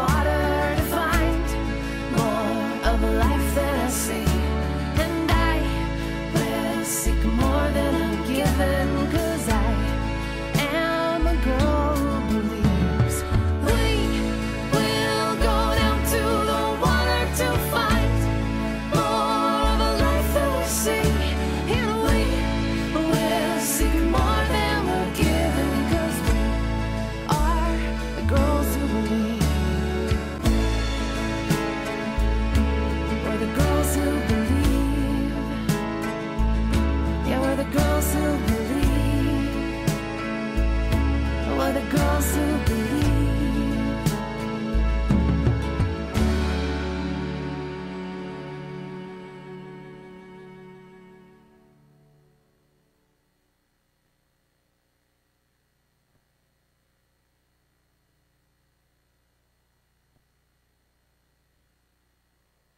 Here on the show, that was Meredith Shaw, and now we're joined by Kevin Annett, who's on his way back to Vancouver from New York. And Kevin, the last time you were here on the show, we were showing human bones that were dug up at a residential school in Brantford, right? Possible human. There weren't enough, and they weren't big enough to say, but a forensic anthropologist in Washington said that he was 90% certain that they were human. Yeah. Okay. So there's so much to talk about here. Yeah. I mean, what were you doing in New York? Just We're working, and by we, I mean I work now with a tribunal that's based in 21 different countries, and it unites survivors of abuse within the church, child abuse, child trafficking. There's even a group now in New York that's uniting survivors of satanic ritual abuse, which is a very difficult subject because a lot of people don't come forward to talk about it, and tends to be intergenerational within families, and it's very well protected and hidden. But one of the things that we're documenting is how widespread a lot of this stuff is. And I was working with an NGO at the United Nations who are attempting to bring this stuff to the General Assembly. And especially since last May on our site, that's itccs.org, a woman in Holland described being part of these networks, and she described some senior Catholic cardinals who were involved in at these sessions where children were harmed and even killed. So, I mean, there's criminal investigations going involved in this. I often say to people, well, we had a role in the stepping down of Pope Ratzinger, Joseph Ratzinger, Pope Benedict last February, because we did provide information to the Spanish government about the fact that Ratzinger had signed letters to bishops in America and Catholic bishops in America and Ireland, ordering them to cover up any evidence of child abuse.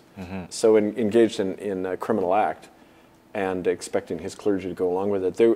The Spanish government were on the verge of issuing an arrest warrant, and the guy steps down, which was unusual, I mean, unprecedented in history for Pope to do that in peacetime. So, and nobody really put their finger on why he stepped down, right? Yeah, there was it was covered in a lot of fog, as you could expect, but he's presently hiding out in the Vatican, resisting extradition. Also, a senior cardinal, Tarcisio Bertoni, who is the chief Secretary of State, his Secretary of State, he also stepped down. He had also been named in this indictment we put together about him. So, you know, when these top guys are stepping down while in office, it says a lot, you know. How do you feel about the new Pope? Do you feel that he's going to, that's a real change for the better? Well, like in any damage control, they have to bring in somebody who says what people need to hear. And he's doing all that. One of the most recent examples is on July 11th, he issued this apostolic letter. And in it, he actually reaffirmed the policy of the Vatican of criminalizing the reporting of child abuse. And it's a policy called Crimen Solicitanis. It's been around since 1929. And it actually orders priests and bishops to cover up child abuse or be excommunicated. So, you know, keep the company secret.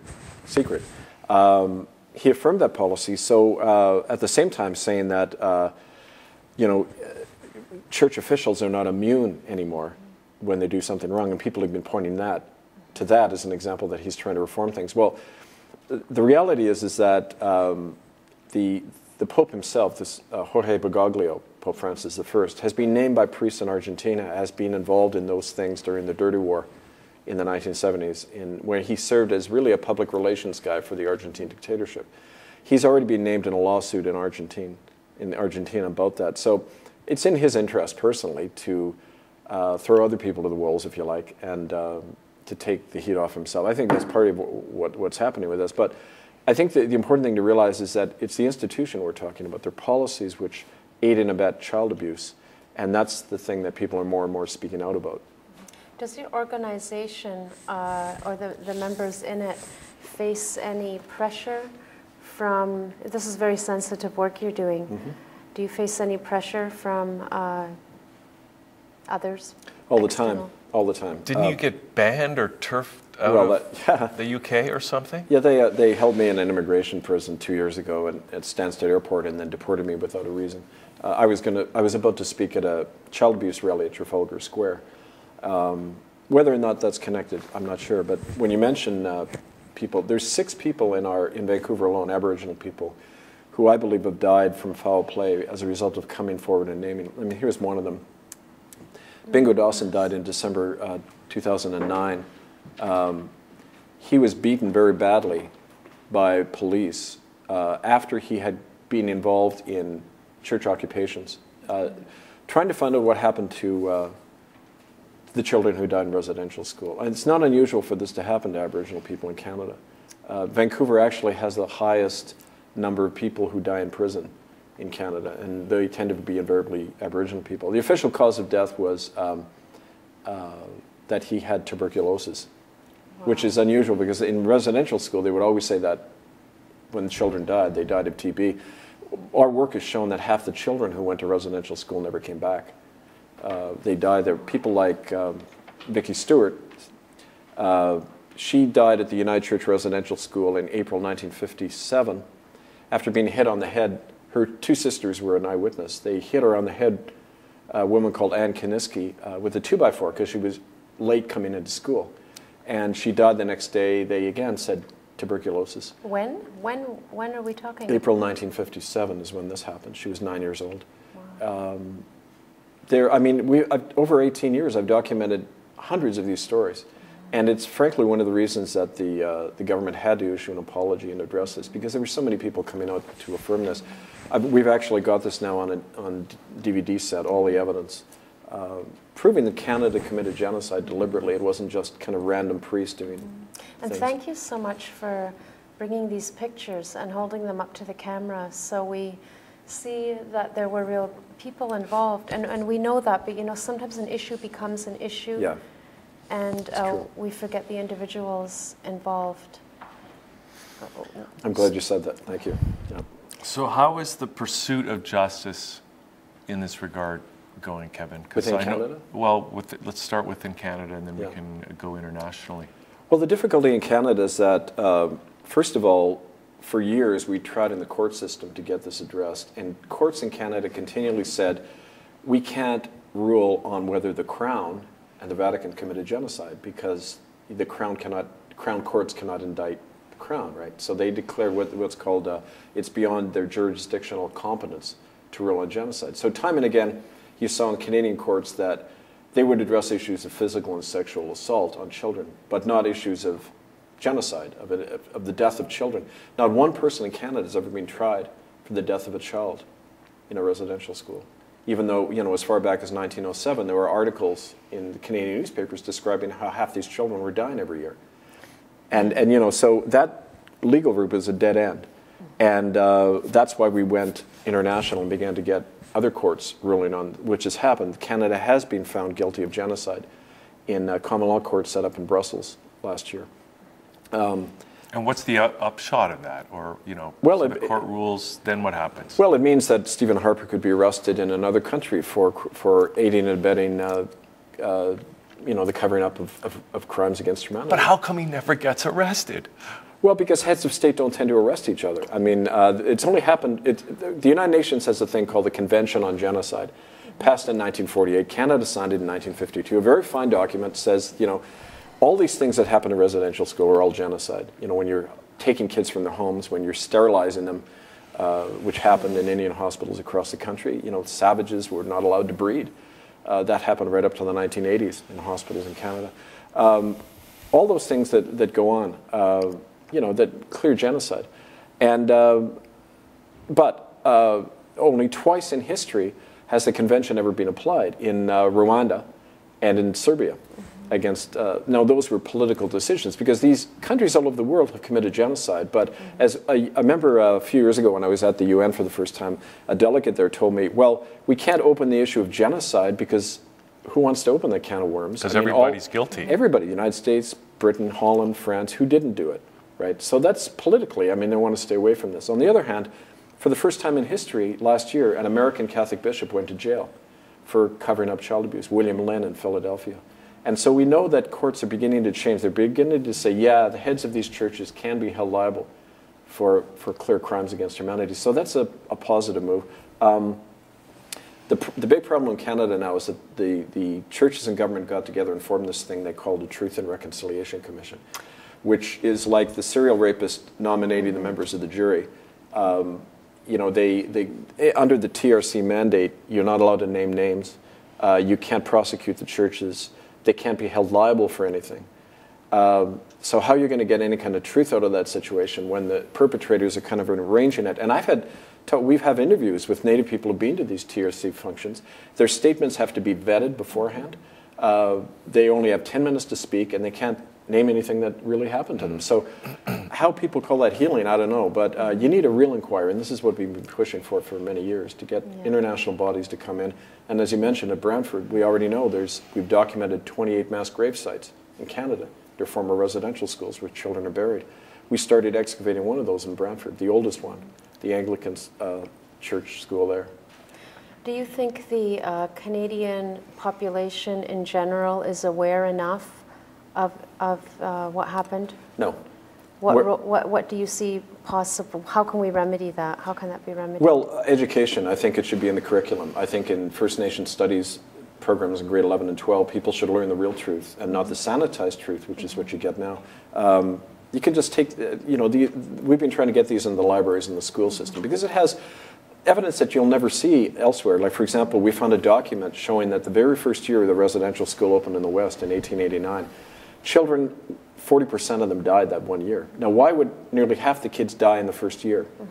And then 50 years later, you see the same death rate. Mm-hmm. I mean, that's not random, acts. And as a matter of fact, there was a Dr. Peter Bryce who worked for Indian Affairs.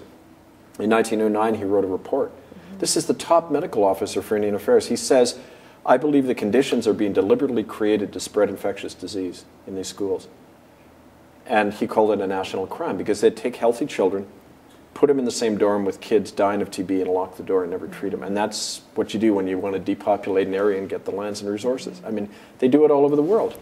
This is not unusual. It sounds, okay, so, but was there, it sounds so unbelievable, especially for the churches to be doing this. Yeah, I found it unbelievable. I was raised in the United Church, and I had no knowledge of this until the eyewitnesses start coming to you.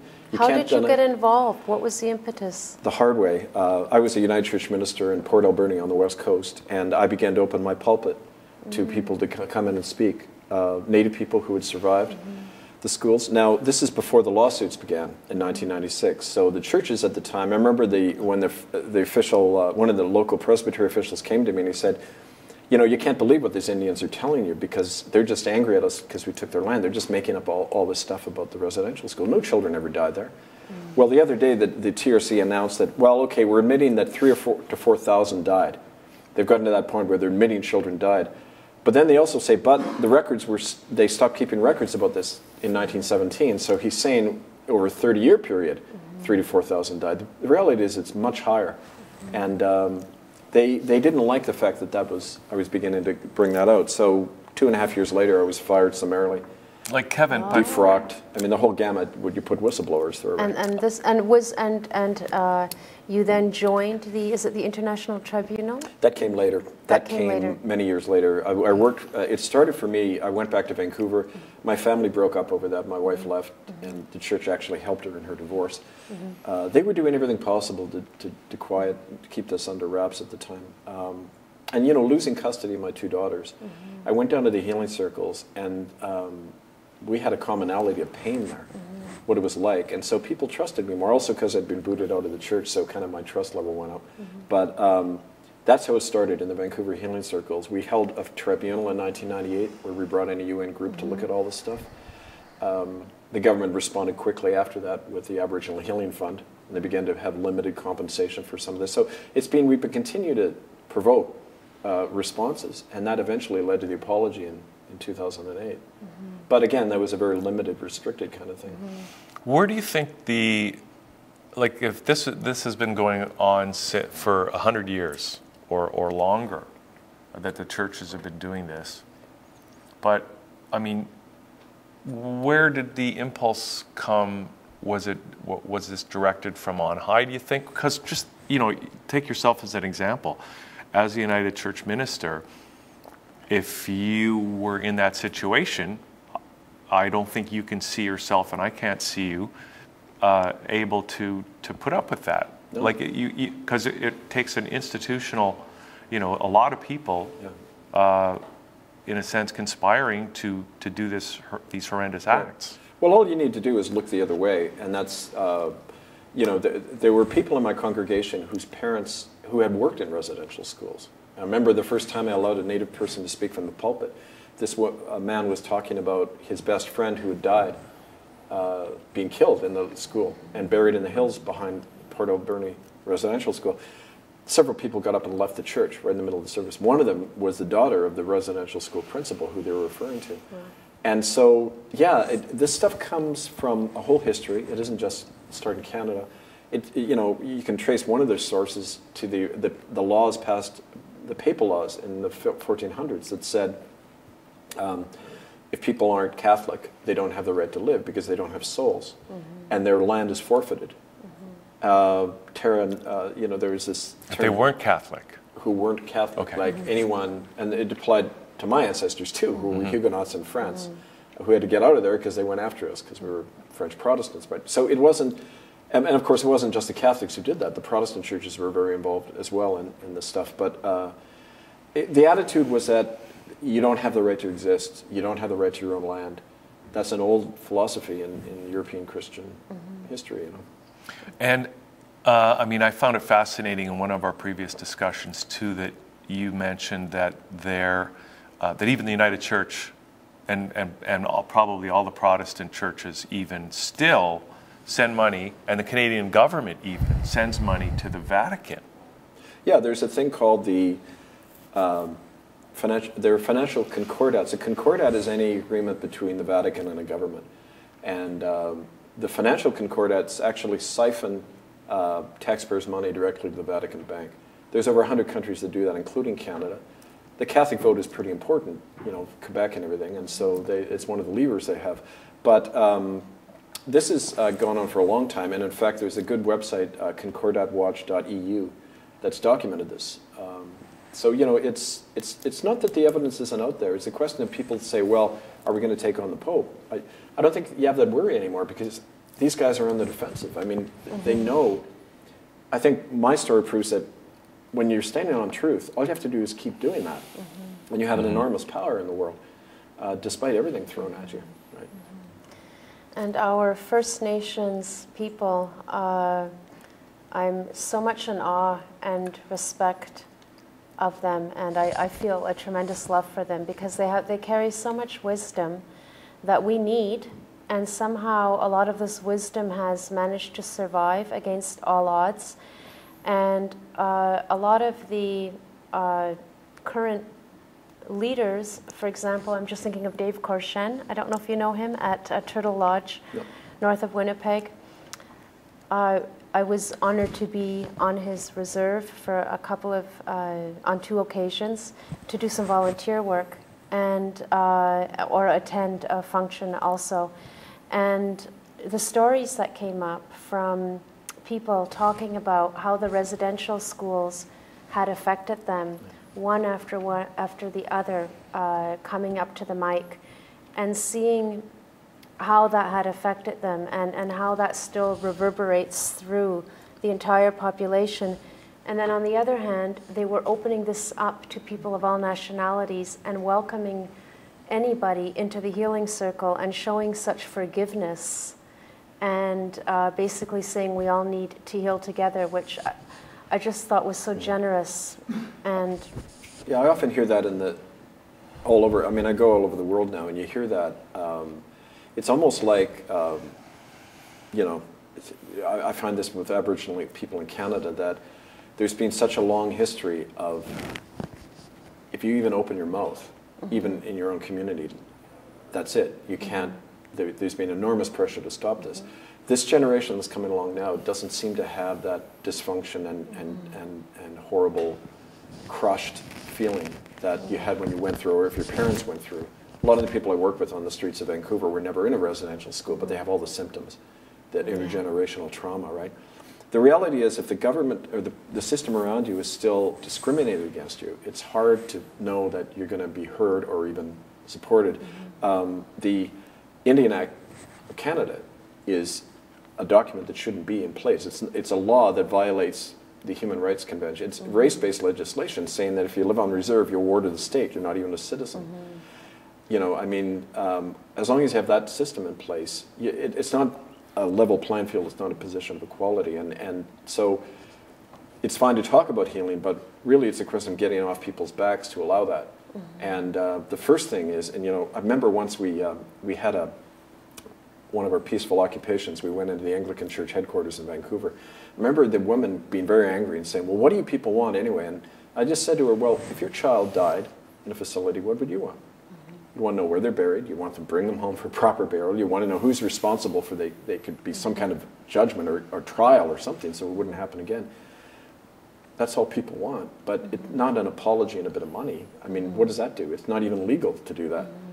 You know, for the perpetrators to set up a system of compensation, that's a no-no under international law. So, I mean, we have to just kind of take that blinder off we have that they are in a different category. That this is Canada's in a very dicey position for having set up this Truth and Reconciliation Commission because they're absolving themselves of a crime, and that's not on. I mean, that in itself is an obstruction of justice. So, do you think that was the intention of the Truth and Reconciliation Commission, or do you think it just kind of went, you know, it was started with good intentions, but then it kind of went astray? Well, missionaries went in with good intentions too. It's always cast in terms of good intentions. We have to save these people from themselves. But no, the TRC mandate from the beginning, if you look at trc.ca and then go to section 2, it's just, and that's been there from the beginning. Their mandate is clearly to allow a forum for people to speak, but they cannot use any of that stuff, take it down as evidence. So it's not a legal body. It's not a body that can do anything. It's like a way for people to kind of let off some steam, but there's no consequence. You know, and that's why I remember time and again I hear this from people, and most of the natives I work with are urban, Aboriginal. They live on the street. They're not plugged into the government money or anything, and they keep saying, you know, it's worse now after the apology because everyone thinks it's resolved. It's over. And they say, hey, you're healed now. Here, take a $2,000 and get better. You know, it's so. You know, it's worse when the healing money started to come into the downtown east side of Vancouver. The alcoholism and the death from drugs spiked. Wow. Because you don't hand people money when you're in that situation. Yet the government's known for years it has that effect, and yet it keeps happening. Okay, so you're in Toronto. How long are you in Toronto for, Kevin? And are you doing anything in town? Well, I was just down in Kitchener and Brantford again, continuing that work, and I'll come back in January to. Like you mentioned, a big part of this education is to get this out into the mainstream, to get this information, not only in the schools, but you know, get it right talked about in Parliament, saying, you know, we have to find a way to really change things. The first step, and a lot of what I'm doing is starting a repatriation program for the remains of these children. And when we can do that, I mean, we've documented the eyewitness testimonies, the documents, the forensic proof is what you finally need. We began to surface that in Brantford, but when people look at those remains, it can't be denied anymore, and there has to be not just healing, but justice done. And we need a war crimes trial in Canada. I mean, that's how Germans were able to deal with their own guilt and shame, and I think that would be a real healing if we began to do that. I think so too. But if we do that, then we should do it everywhere. War crimes. But it has to begin somewhere. Yeah. Start in your backyard. Yeah. There's in around Toronto. There's 3 or 4 spots where there were residential schools, and you know, I never invited myself into the Native community. You've got to wait to be invited, and my work is really with my own people now, taking responsibility, and so. There's lots we can do, but it's got to be also in the terms of the people that we've done it to, and not our agenda, which is really important. Right? Yes. Okay, Kevin, so what else should we tell people? People can get in touch, people can help? Yeah, educate yourself first. itccs.org is the Tribunal website, and you can see all of this evidence that it's really 20 years' work. of this evidence. It's up online, hiddennolonger.com. And on this, which I'll leave with you, and feel free to make copies of that. Thank you. And write to me at hiddenfromhistory1, number 1, hiddenfromhistory1@gmail.com. And be happy to come and speak in your community. Oh, that's wonderful. And how was this all funded? Community funded, totally. Donations from the individuals? Yeah, we never received money from any government or church body on principle, just to keep it an independent inquiry. So people can contribute on those websites? Yeah, at the itccs.org, there's a PayPal button. Okay. Yep. Okay, Kevin, thanks for coming in. Good Thank to see you again. Thank you for having me on. I appreciate it. And thank you for doing your work. And we've got a video, Kevin. Okay, it's something I picked up from YouTube, endorsements of ITCCS. I thought we could play that just to give people a little bit of a taste. Thank you. And we're going to come back right after this with Shawn Dalton as Liquid Lunch continues.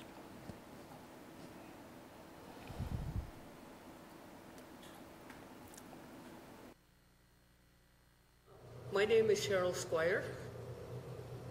I'm a Mohawk, and I'm from the Turtle Clan. I just want to talk a little bit about what happened here and how this all got going and why Kevin was asked to come and help us. People are suffering and living in poverty, and I'm well aware of this because I've been working at the Children's Aid Society for the past 15 years. I see all the effects of the residential schools and how it filters like from one generation to another. And there's a lot of other things that are intertwined with this. We asked Kevin to come and help us because he's known to us because of everything he's done for our people. He's been into this for 18 years. I've read his books, I've watched the documentaries that he's made, and Kevin knows a lot about all the abuse that our people have suffered because of the government and the churches. We have proof that we've always heard that they killed a lot of our children here, and we have proof that they have done it. So we know it has to be done properly, so we'll be bringing in trained archaeologists to do more investigating, and I just think that people that did this should be brought to justice. So we're talking the Anglican Church and the government? Yes, the churches and the government. Why do you think they're sitting on the evidence? I know the Anglican Church has boxes of documents about the mush hole they won't release. Because they don't want our people to know everything they did to us and all the abuse that they've inflicted on us over the years. So, and they're also trying to stop yourself from letting people know that, you know, what they've done to us. It's just insane. Like, you don't murder children and get away with it. And I work every day to protect children, and it just really bothers me that so many of our children have been killed. And nothing's ever been done about it. Like, you read about it, and there's information on it all over the place, but nothing's ever been done about it. So why should these people, the churches and the government and Indian Affairs, were all in on this as well, why should they get away with killing our children? It's just not right, and something needs to be done about it. Is that okay if I show this? Like, you want this message to get out to the world, so is it okay if I show this? Yes, I do. I want the world to know like what they've done to us, and they're still doing it. I want to see Canada charged with genocide. To come here to Grand River territory in support of the Kanien'kehá:ka people here, along with our good friend Kevin Annett, Ogwex, the one at Sutste. As the work that they're doing to reveal the truth about what happened to the poor children at the Mohawk Institute Residential School. We see that Kevin Annett, he's working really closely with the people here, as we have with Kevin in the past. We trust you. We come here in solidarity with you and offer our protection and our support through this process. And so long as you're on the path of righteousness to expose the truth and to maintain the balance of our original treaty and peace treaty, the Turo Wampum. So we support that your initiative with the International Tribunal into Church and State. anything that you can do to help expose the truth in a peaceful manner, that we will support you on your path. We also offer our support as well if you need us. Our physical support here, wherever we can get to help you. You just let us know and we'll come to you. And you always have a place to stay if you're ever in our territory in Ganawage.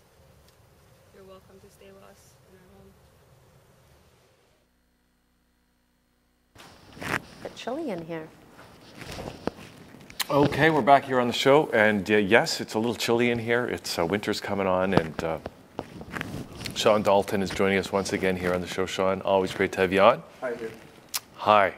Now we're talking about a subject that we haven't really talked too much about, except to make some jokes here on the station. That's the Quebec Charter, which is, you know, everybody in the country's talking about it in one way or another. It's ironic. They did a poll, and even people outside Quebec support it. And there's even the Center for Immigration Policy Reform says Quebec's concerns are all Canadians' concerns. So they even came out in support of it in some way. Like they said that, you know, they have similar concerns. And I'm going to read you guys some of the things that have popped up in some of the different newspapers. You guys read the Globe and Mail? No, wait a sec. Are you supporting the Quebec Charter? I am, actually. Okay, because a lot of people, most people that I know are somewhat critical of it. I understand why they're doing it. It's Europe's problems are having a spillover effect into Quebec, like France. Things that are happening in France affect the Quebec diaspora because they all speak French and they spent a long time trying to get the church out of their lives. Like the church had a very Where, in Quebec? Well, in France, right? Like they had a very like they had La Cité, which separated church and state, right? Like to prevent the encroachment of the church on people's lives. Well, when you think about Quebec too, in the course of one generation, it went from being a very church-centered society with the church, the most prominent building in every town in Quebec, to being the most non-religious province in the country.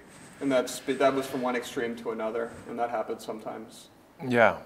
It's called the elastic band theory, I call it. It's like when I was raised to believe I was a global citizen, and now that I've got a huge library on Canadian history, I can proudly say I'm a Canadian citizen because I know enough about the country's history, and I know where I fit into it. I feel like I'm a big part of it.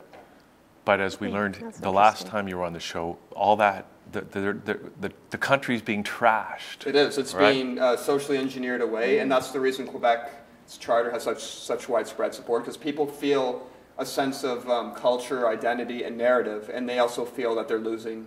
Okay. All right. So you got some articles here, but I am interested because I really have not heard about the support outside of Quebec for the charter. Could you actually summarize the charter for us in a few sentences, if you could? Absolutely. I was going to read a section from this article, if I may. Is that okay with you guys? It's called Quebec's Secular Divide, Saturday, August 31st, 2013, in the section Insights. I'll read you some of the selected What paper is this from? The Globe and Mail. Okay.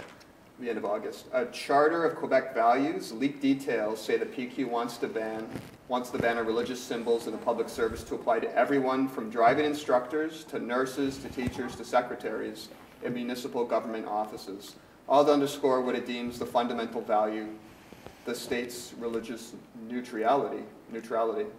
The ban risks creating a second class of citizens who are excluded from working for the province's largest employer. And later in this debate, I will read a section from Lowell Green's book, Mayday May, to show how Trudeau's multicultural policy created a second set of Canadian citizens, hyphenated citizens, by denying them a shared sense of values. Public support. But a funny thing happened while the condemnation was brewing and spilling over. Opinion polls came out showing strong public support, particularly among Quebec's Francophone majority. The only case of a public servant seeking a faith-based uniform change in the exhaustive Bouchard-Taylor report was that of a Sikh Mountie Staff Sergeant Baljit Singh Dhillon, who was granted permission to wear a turban instead of a Stetson. Appearance of neutrality. The move to ban religion from public service doesn't come out of the blue. It has been championed in recent years by groups like Quebec's Counter for Status of Women and the Syndicate de la Fondation Publique du Québec, a 42,000-member public sector union. Quote, "For the public service to be neutral, there has to be the appearance of neutrality," wrote Daniel Burrell, head of the Quebec secular movement in Montreal's Le Devoir. "A state that declares itself secular and then leaves its employees free to promote their religious belief, it's like a restaurant that declares itself non-smoking, but leaves those who work there free to smoke." I guess that's kind of a comical contradiction. The public sector union, meanwhile, was an early supporter of the PQ secular charter, one that gave no hint about the coming controversy when it was proposed in last year's election campaign. Now everyone's talking about it, of course. This is why we're doing this. Union Vice President Maurice Bourrousseau said the need for it was highlighted at the time by the latest reasonable accommodation outrage. The provincial body that tests new drivers and issues license apparently allowed people to deal with a man rather than a woman in the name of religious preference. So you get elements of gender discrimination creeping into the Quebec society, and they're saying, enough, it's too much. Gender equality is a Canadian value. It transcends faiths. It transcends ethnicities. So how was that cultural bias? Well, when someone asks for a male driver instead of a female, and you're taking a test, you don't have a damn choice. You're dealing with the government. You should respect whoever is going to issue the test, whether they're a man or a woman. If you want, you mean the people taking the test were asking for a male or female? Yeah, absolutely. They're asking for a male, instructor. they don't want a woman, teaching them. So that's an insult to Canadian culture and identity. And they're doing that under the guise of tolerance. Right. It's like, oh, we're multicultural, so you have to respect our way of life, and basically people are fed up with it. Costs and risks, this is the last part of it. Belgium and France are the two most prominent examples of countries that ban religious displays in the public service. In Belgium, it is limited to certain positions with visibility or authority, such as police and judges. If you send police out to the public and they're wearing burqas and you can't see who the hell they are and you don't know they're police, that's going to create lots of confusion. It's going to cause disorder and chaos and madness. It's just one example of an extreme situation which could result if you gave all the people the right to promote their own religion for government workers. In France, the apparent model for the Quebec plan, the prohibition is absolute and is premised on a current of secularism that dates back to at least to the tyranny that preceded the French Revolution. So this does come from France a long time ago, Quebec's attitude towards, they don't feel like they should accommodate anybody. And this has caused an interesting situation for the NDP, because the NDP has 59 of their seats in Quebec out of the 102 total. And this article was written Canadian Politics in the South Asian Generation Times on page 4, and it was September 26, 2013, so near the end of September. The first article was at the end of August. It says, NDP leader Thomas Mulcair needs to explain the recent contradictory comments of his federal MP on the Parti Québécois Charter of Values proposal. Last week, during an interview with Radio Canada, NDP MP François Pilon came out completely in favor of banning the wearing of religious symbols in the public sector. And I think this is the reason why one of the authors of a book on Stephen Harper predicts that the NDP might lose 20 to 30 seats in the next election. You can see how it's already splitting the NDP narrative. What should we do? Well, we've got all these seats in Quebec. We got 59 of the 65.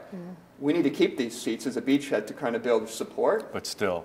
And it's kind of like a Trojan horse. It's kind of like their Waterloo. Now they're trapped in Quebec. Well, I thought that those are going to be tough seats to hold on to. I mean, I don't think that the Quebec people are very nationalistic people, and they change their mind often. They create new political parties. They have a habit of doing it, like the Albertans. They created the Wild Rose Alliance. Now they're in opposition to Redford's Tories, and they're using the same tactics Harper used on Trudeau and the NDP to try to, so. It's kind of a healthy thing to have democracy. Speaking to Montreal's 98.5 FM on September 17th, another NDP MP, Alexandre Boulleris, dodged the question and refused to condemn the PQ proposal, which would discriminate against provincial employees wearing articles of faith, such as crosses, kirpans, turbans, and hijabs. Quote, the position for the moment, I would say, is to look at what members of the National Assembly are doing, Boulleris said. Despite being told by radio host Paul Arkin that what he was saying is not what Mr. Mulcair told us. Boulleris avoided taking a position on the Parti Québécois. So he's kind of stuck between an awkward position. Like they have 59 seats in Quebec. Public poll says this charter values is popular. So what do you do if you're the NDP and most of your support, more than half your support's in La Belle Province? Well, for now. Yeah, for now. We know that's not going to last. This article was Sadly. in the Globe and Mail newspaper, Friday, October 4th, so the next month, of course, which is the month we're in. Former Premier Jacques Parizeau, he came out. He attributed public support for the PQ's plan to ban religious headgear in the public service to fear of Islamic extremism. Quote, "It's understandable," he wrote, about the only contact most Quebecers have had with the Islamic world is through images of violence, repeated over and over, wars, riots, bombs, the attack on the World Trade Center, and the Boston Marathon, he wrote. He also parts ways with Ms. Marois on the crucifix in the National Assembly. Mr. Parizeau says it should come down. It's ironic it's still up. I think it's still up for tradition. Like, they want to have some semblance of cultural heritage, even if it's just symbolic, and it's not, you know. Well, I think, Shawn, really, they can't say we don't want hijabs, and they can't just come out and say we want to get rid of all the Islamic symbols. You know, I think they probably would love to keep the crucifix. I read in the Koran that the veil is meant to ward off male aggression. Yeah. And if they don't wear that thing, they deserve what they get, including, you know, sexual assault to rape. So I think they should ban symbols of gender discrimination, such as the headscarf or the hijab, because I find it a defense to my cultural heritage, my Canadian sense of identity, because I include gender equality, non-negotiable. It's just a part of the way of life that I have. And if people want to fight against it, I'm completely willing to debate these people on these things. I'm willing to defend it, because I was raised by very strong, I have a lot of strong females in my family. My mom, my aunt, my cousins, and they'll be damned if they're going to be told what to wear, how to think, how to feel, or you know what careers to pursue. We're not going back to the 1950s. It's over. Like, if people want to recreate that narrative, they should do it in the home country and not come here and try to, you know, create situations where men and women are not equal, or at least treated equally in the eyes of Canadian citizens. And I feel very strongly about that. And I've analyzed this for quite a while. And here's the rest of it. Mr. Parizeau carries his own baggage when it comes to ethnic groups in Quebec. This is where he's a little bit hypocritical. He is remembered for blaming, quote, money in the ethnic vote after the yes side's razor-thin referendum loss in '95. So, shows you what he knows, right? Jacques Parizeau? Hypocritical?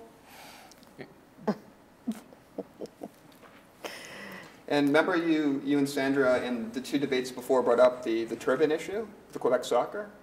Yes. Okay, we're going to get to that a little later. I would like to read a section from the 2010 book, Lowell Green, Mayday, Mayday, Curb Immigration, Stop Multiculturalism, where it's the end of the Canada we know. He's on 10 Talk Radio, News Talk 1010. This was a best-selling book. Okay. So, okay, this chapter is called English Canada's Loss, Quebec's Gain. Before I leave the matter of our multicultural policy, there is one more fact that must be examined. Throughout this book, I have repeatedly referred to the fact that Trudeau and other self-anointed, quote, progressives claim that only Quebec has a language and culture worth preserving. Everyone knows the great lengths to which the province has gone in order to preserve and enhance the, quote, French fact. Bill 101, language police, referendums, and the exodus of dozens of head offices and industries, along with about 750,000 Anglos, are just a small part of it. All of it to strengthen the French language and the Quebecois culture, which today is more firmly entrenched than at any other time since Confederation. The efforts and the sacrifices of the rest of the country have obviously served Quebec's cultural interests very well.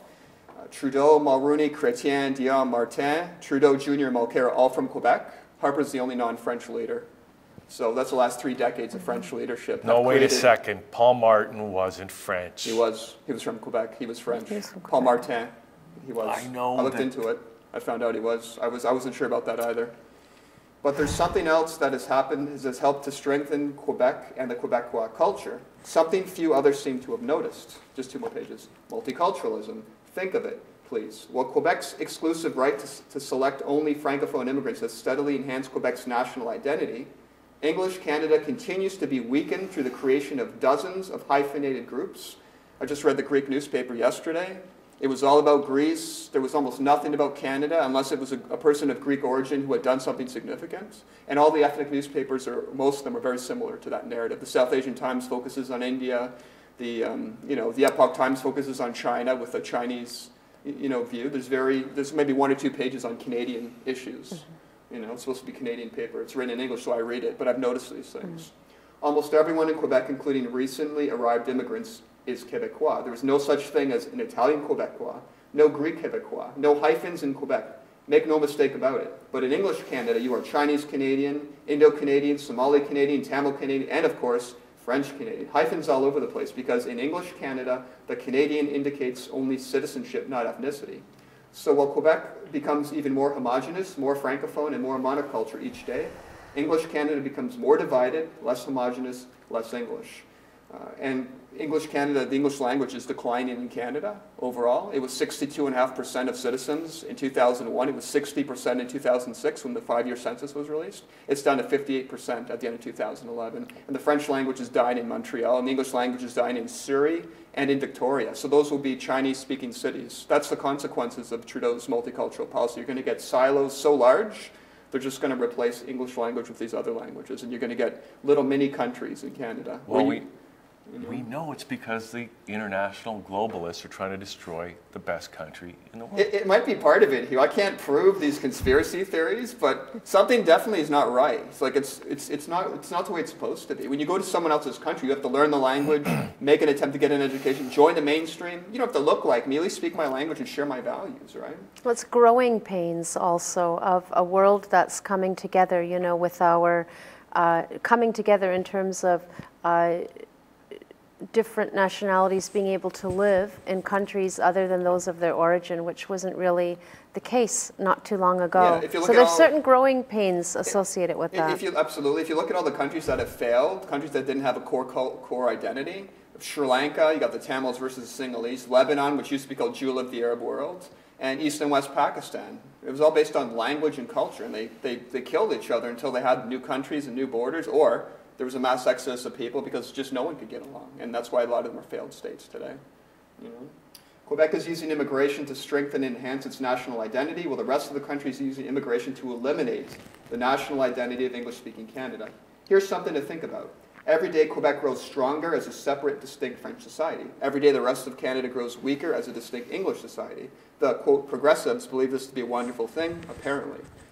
Have they never given any thought as to where all this is the most recently going to end?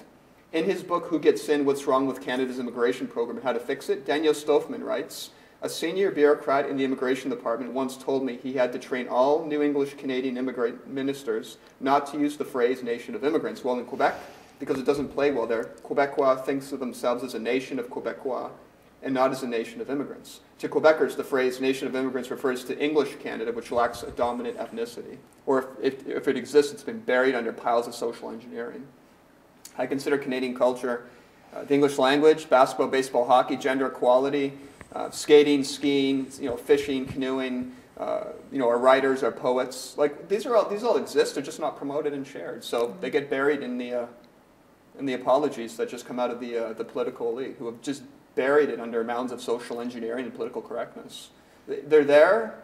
There's lots of great rock musicians and writers. If we promoted them a little bit more, maybe we'd be a little more proud of them because we know actually who they are. So what is your ideal scenario, Shawn? How would you like to see Canada describe itself and the people who live here? We should definitely be proud of our heritage and share that with new citizens, and we should definitely study the good and the bad parts about it so we all become more united, cohesive citizens. So we all have a sense of shared values.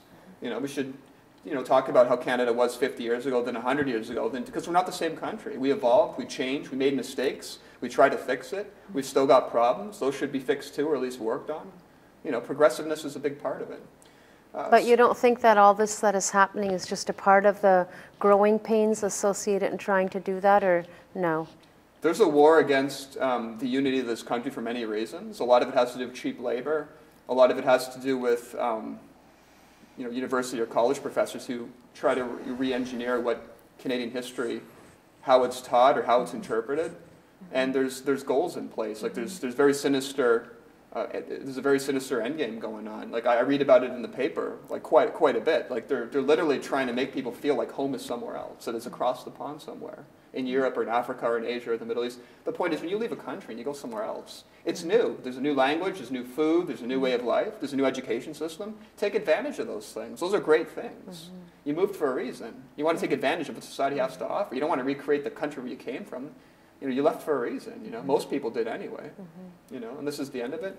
Stoufman is one of the few Canadians to recognize how multiculturalism has weakened English Canada while strengthening Quebec. Quote, by dividing Canadians outside Quebec into dozens of hyphenated groups, he says, multiculturalism amounted to a systematic attempt to eliminate the national identity of English-speaking Canada, while Quebec national identity has been reinforced. So that's the end of that. Okay. Don't have too much time left, Shawn, but let's make your, let's get to the meat of your argument here. Well, I got an article from the South Asian Times, which is August 22nd, 2013. It's an interview. This article is called "Visible Minorities Have a Major Impact in Society." Rajni Tikrewal, a barrister and solicitor, is the founder of Rajni Tikrewal Law Office in Toronto, Ontario. She practices in the fields of corporate law, real estate, family law, child protection, and wills and estates. Currently, Rajni is the corporate secretary and director of the Indo-Canada Chamber of Commerce. That was started up in 2013 and 14. In the year 2002, this is what she said, in the year 2002, we decided to give a better life to our children and migrated to Canada. At the time, I was a practicing lawyer in India and specializing in corporate law, so she came here for a better life. They asked some questions. Do you think the South Asian community has come together as a community here in Canada? And here's what she said. Here we have come together as a community. The feeling is of having a bigger family. For example, we are closely associated with a social organization named Rajasthan Association of North America, Canada, which is more widely known as RANA Canada. It was only after we came to Canada and got connected with RANA that my children came to know about the culture of Rajasthan and grew to love it. This is not just about associations and is not only about keeping the culture alive, it is about the bond you share being a South Asian. You forget that you are Gujarati, Punjabi, Rajasthi, or Bengali. You forget that you are Indian, Pakistani, Bangladeshi, or Sri Lankan. You just remember that you are South Asian, and that is what matters most. Would you call yourself a Canadian or an Indo-Canadian? I am and always will remain an Indo-Canadian. We are definitely enjoying our lives here, but our hearts are still in India and will always remain there. But that could also be said to be typical of a first generation, somebody who's come here who was born in another country. They know they've come here for another life and to seek a better livelihood, maybe for themselves and their children. But it does take some time to, maybe 2 or 3 generations to. It makes me feel like this country's turned into a hotel or a truck stop. Like instead of being a country where people come to buy into, people can choose to physically live here, but their hearts and minds could be somewhere else across the pond. And that's resulted in instances where citizens have actually gone back home to fight in wars, like in Croatia or in Somalia. Like it creates radicalism. There's evidence that this is what happens. Like I don't think she'll go overseas to fight in a war, but if her heart's over there, why doesn't she live there? Why does she? She didn't mention anything about Canada or its national symbols or history or what makes this a great country. She constantly brags about how great India was, and there's 1 rape every 20 minutes in India and 1 act of violence every 2 minutes against a woman. So if it's such a great country, obviously she knows the other part of it, the other side of it. Why isn't she mentioning, how come these things are absent in Canada? Well, maybe our culture's better than theirs. If it wasn't, why would she come here? Well, one thing, you mentioned truck stop, and I once went to a truck stop near Quebec City where I got a fantastic steak dinner. Where? At a truck stop just outside of Quebec City. Was it a well-done steak, or? I like my steak, at the time I liked it rare, but now I like my steak a little more well done. Kind of like medium well. Am I missing the point? I guess I am. What? Yeah, I've got 3 more articles to read, but I think I only have time to read 2 of them. Can we just, instead of reading them, can we just make the point, Shawn? All right, well, I'll just go to the last one, because you remember the turban issue you guys mentioned? Yeah. Okay. All right, by the way, does this mean I can't work for the Quebec government because of my hat? I think it would be banned according to the rules. Exactly. See, that's why I've got some trouble. Let's deal with that issue if they would ever hire you. And I guess you'd have. I don't know. If your application would ever pass the pre-screening process. Listen, I would love to work for the Quebec government just for they give you a free briefcase. They kicked an employee off one of my job sites. They basically told them that They didn't tell him they didn't want him back, but they said to the client told the manager from the security company where he goes, we don't want this guy coming back. And I overheard the conversation in the office when I was walking to the washroom. No, I wasn't kicked up, but he grew a beard like down to here. Yeah. And the client wanted people clean shaven, and he goes, I told you in the beginning, this is the kind of employee we want. Yeah. So if someone's paying money for a service and they want someone to look a certain way for, employment purposes, you're going to have to make changes. And if you don't want to make the change, don't work for that. Don't work for that organization. Okay. All right, Shawn. So let's get to the turban issue here. here. Yeah, that was brought up.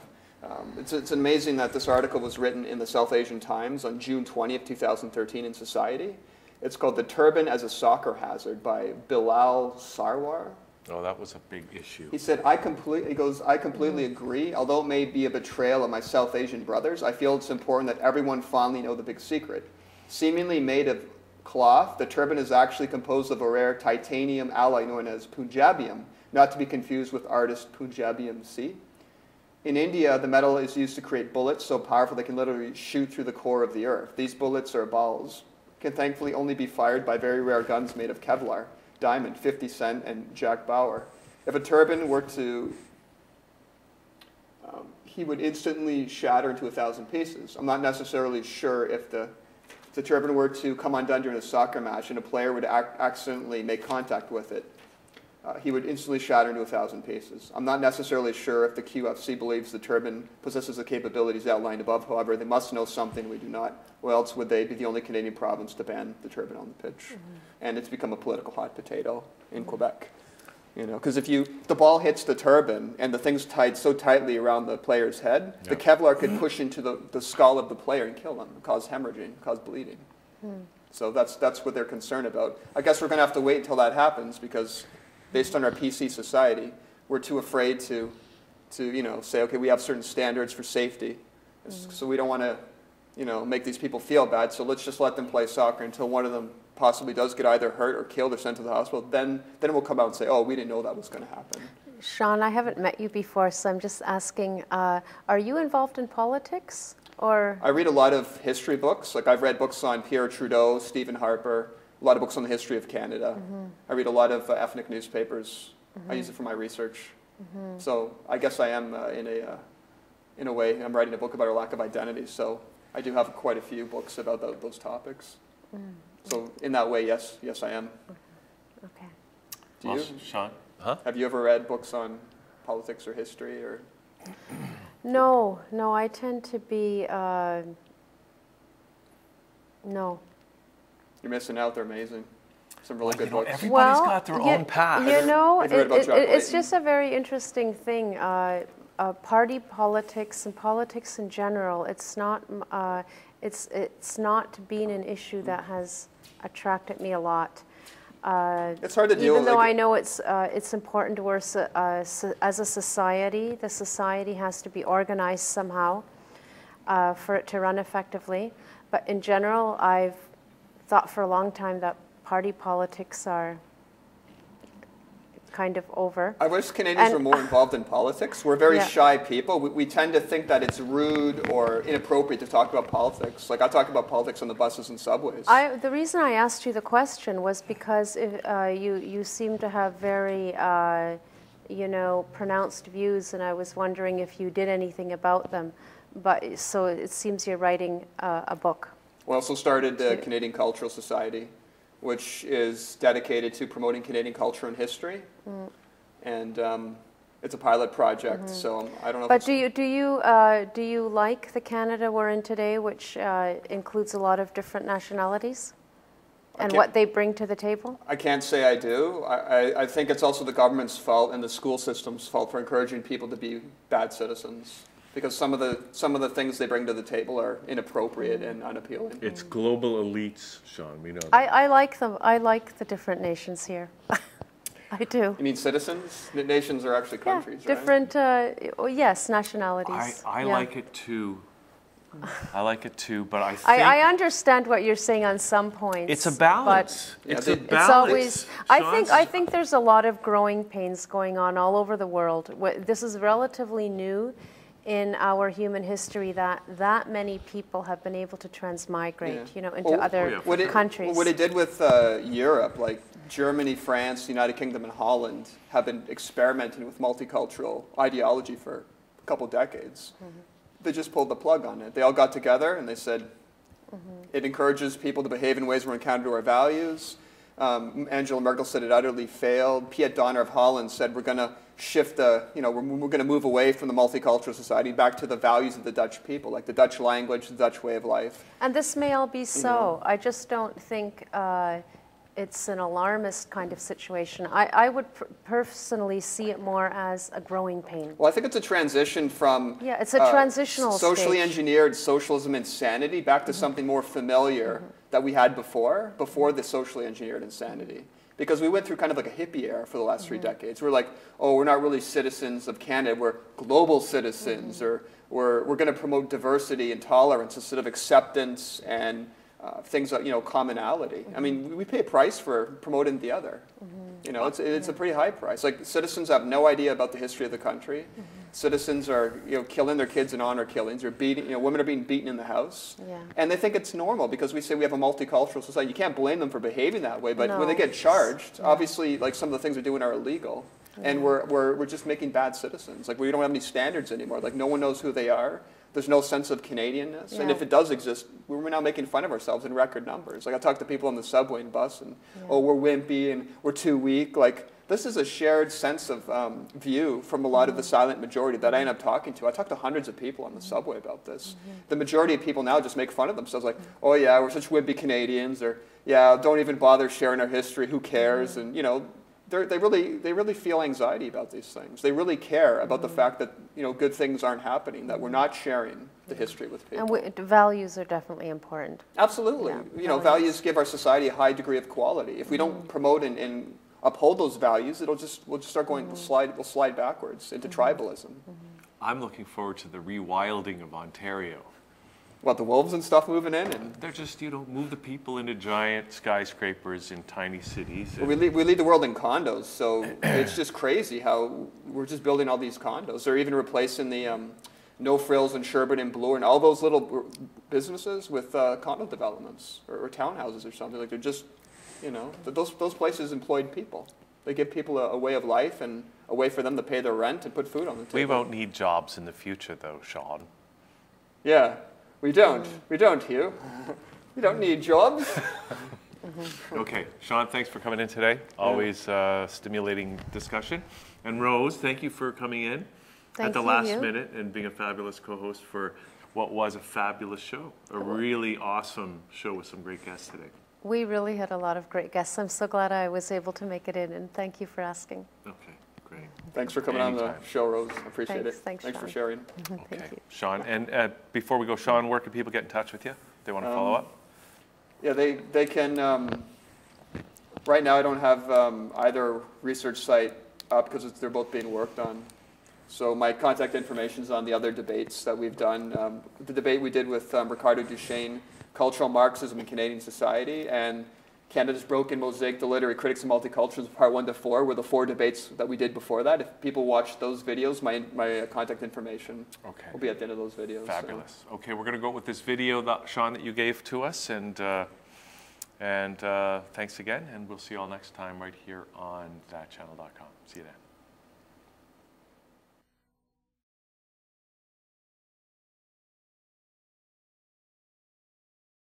Auparavant, une autre question Internet. Parmi les internautes qui, par centaines, se sont adressés sur le site de TF1, indépendamment des thèmes que nous avons abordés ce soir, on en a vu un tout à l'heure, il y en a un autre difficile maintenant. Je vous pose la question, il est lié à l'immigration. Je vous lis la question. Ne trouvez-vous pas, Monsieur le Président, que le multiculturalisme est un échec et qu'il est à l'origine de bien des problèmes de notre société? Question liée sans doute au débat qui a eu lieu en Allemagne. C'est ce qu'a dit Angela Merkel, c'est un échec. C'est ce qu'a dit la semaine dernière David Cameron en Grande-Bretagne. Qu'en pensez-vous pour la France? Oui, ma réponse est clairement oui, c'est un échec. La vérité, c'est que dans toutes nos démocraties,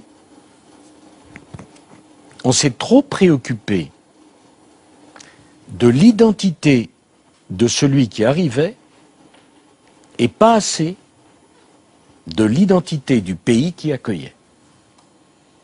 Je m'explique par là. Bien sûr qu'il faut respecter chacun dans ses différences, c'est tout à fait normal.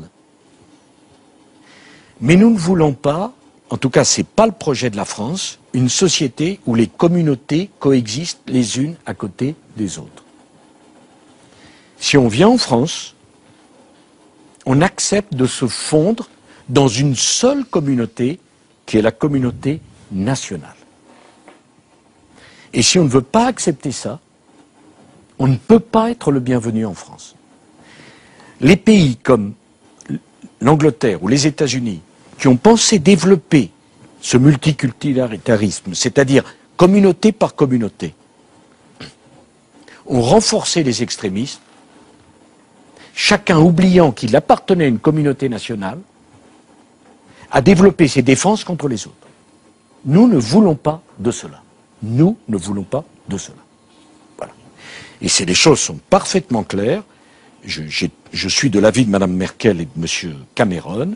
Nous ne pouvons pas de cela. Alors, ça pose la question, bien sûr, qui vient et ne faisons pas la langue de bois, ça pose la question de l'islam et de nos compatriotes musulmans. Elle est posée.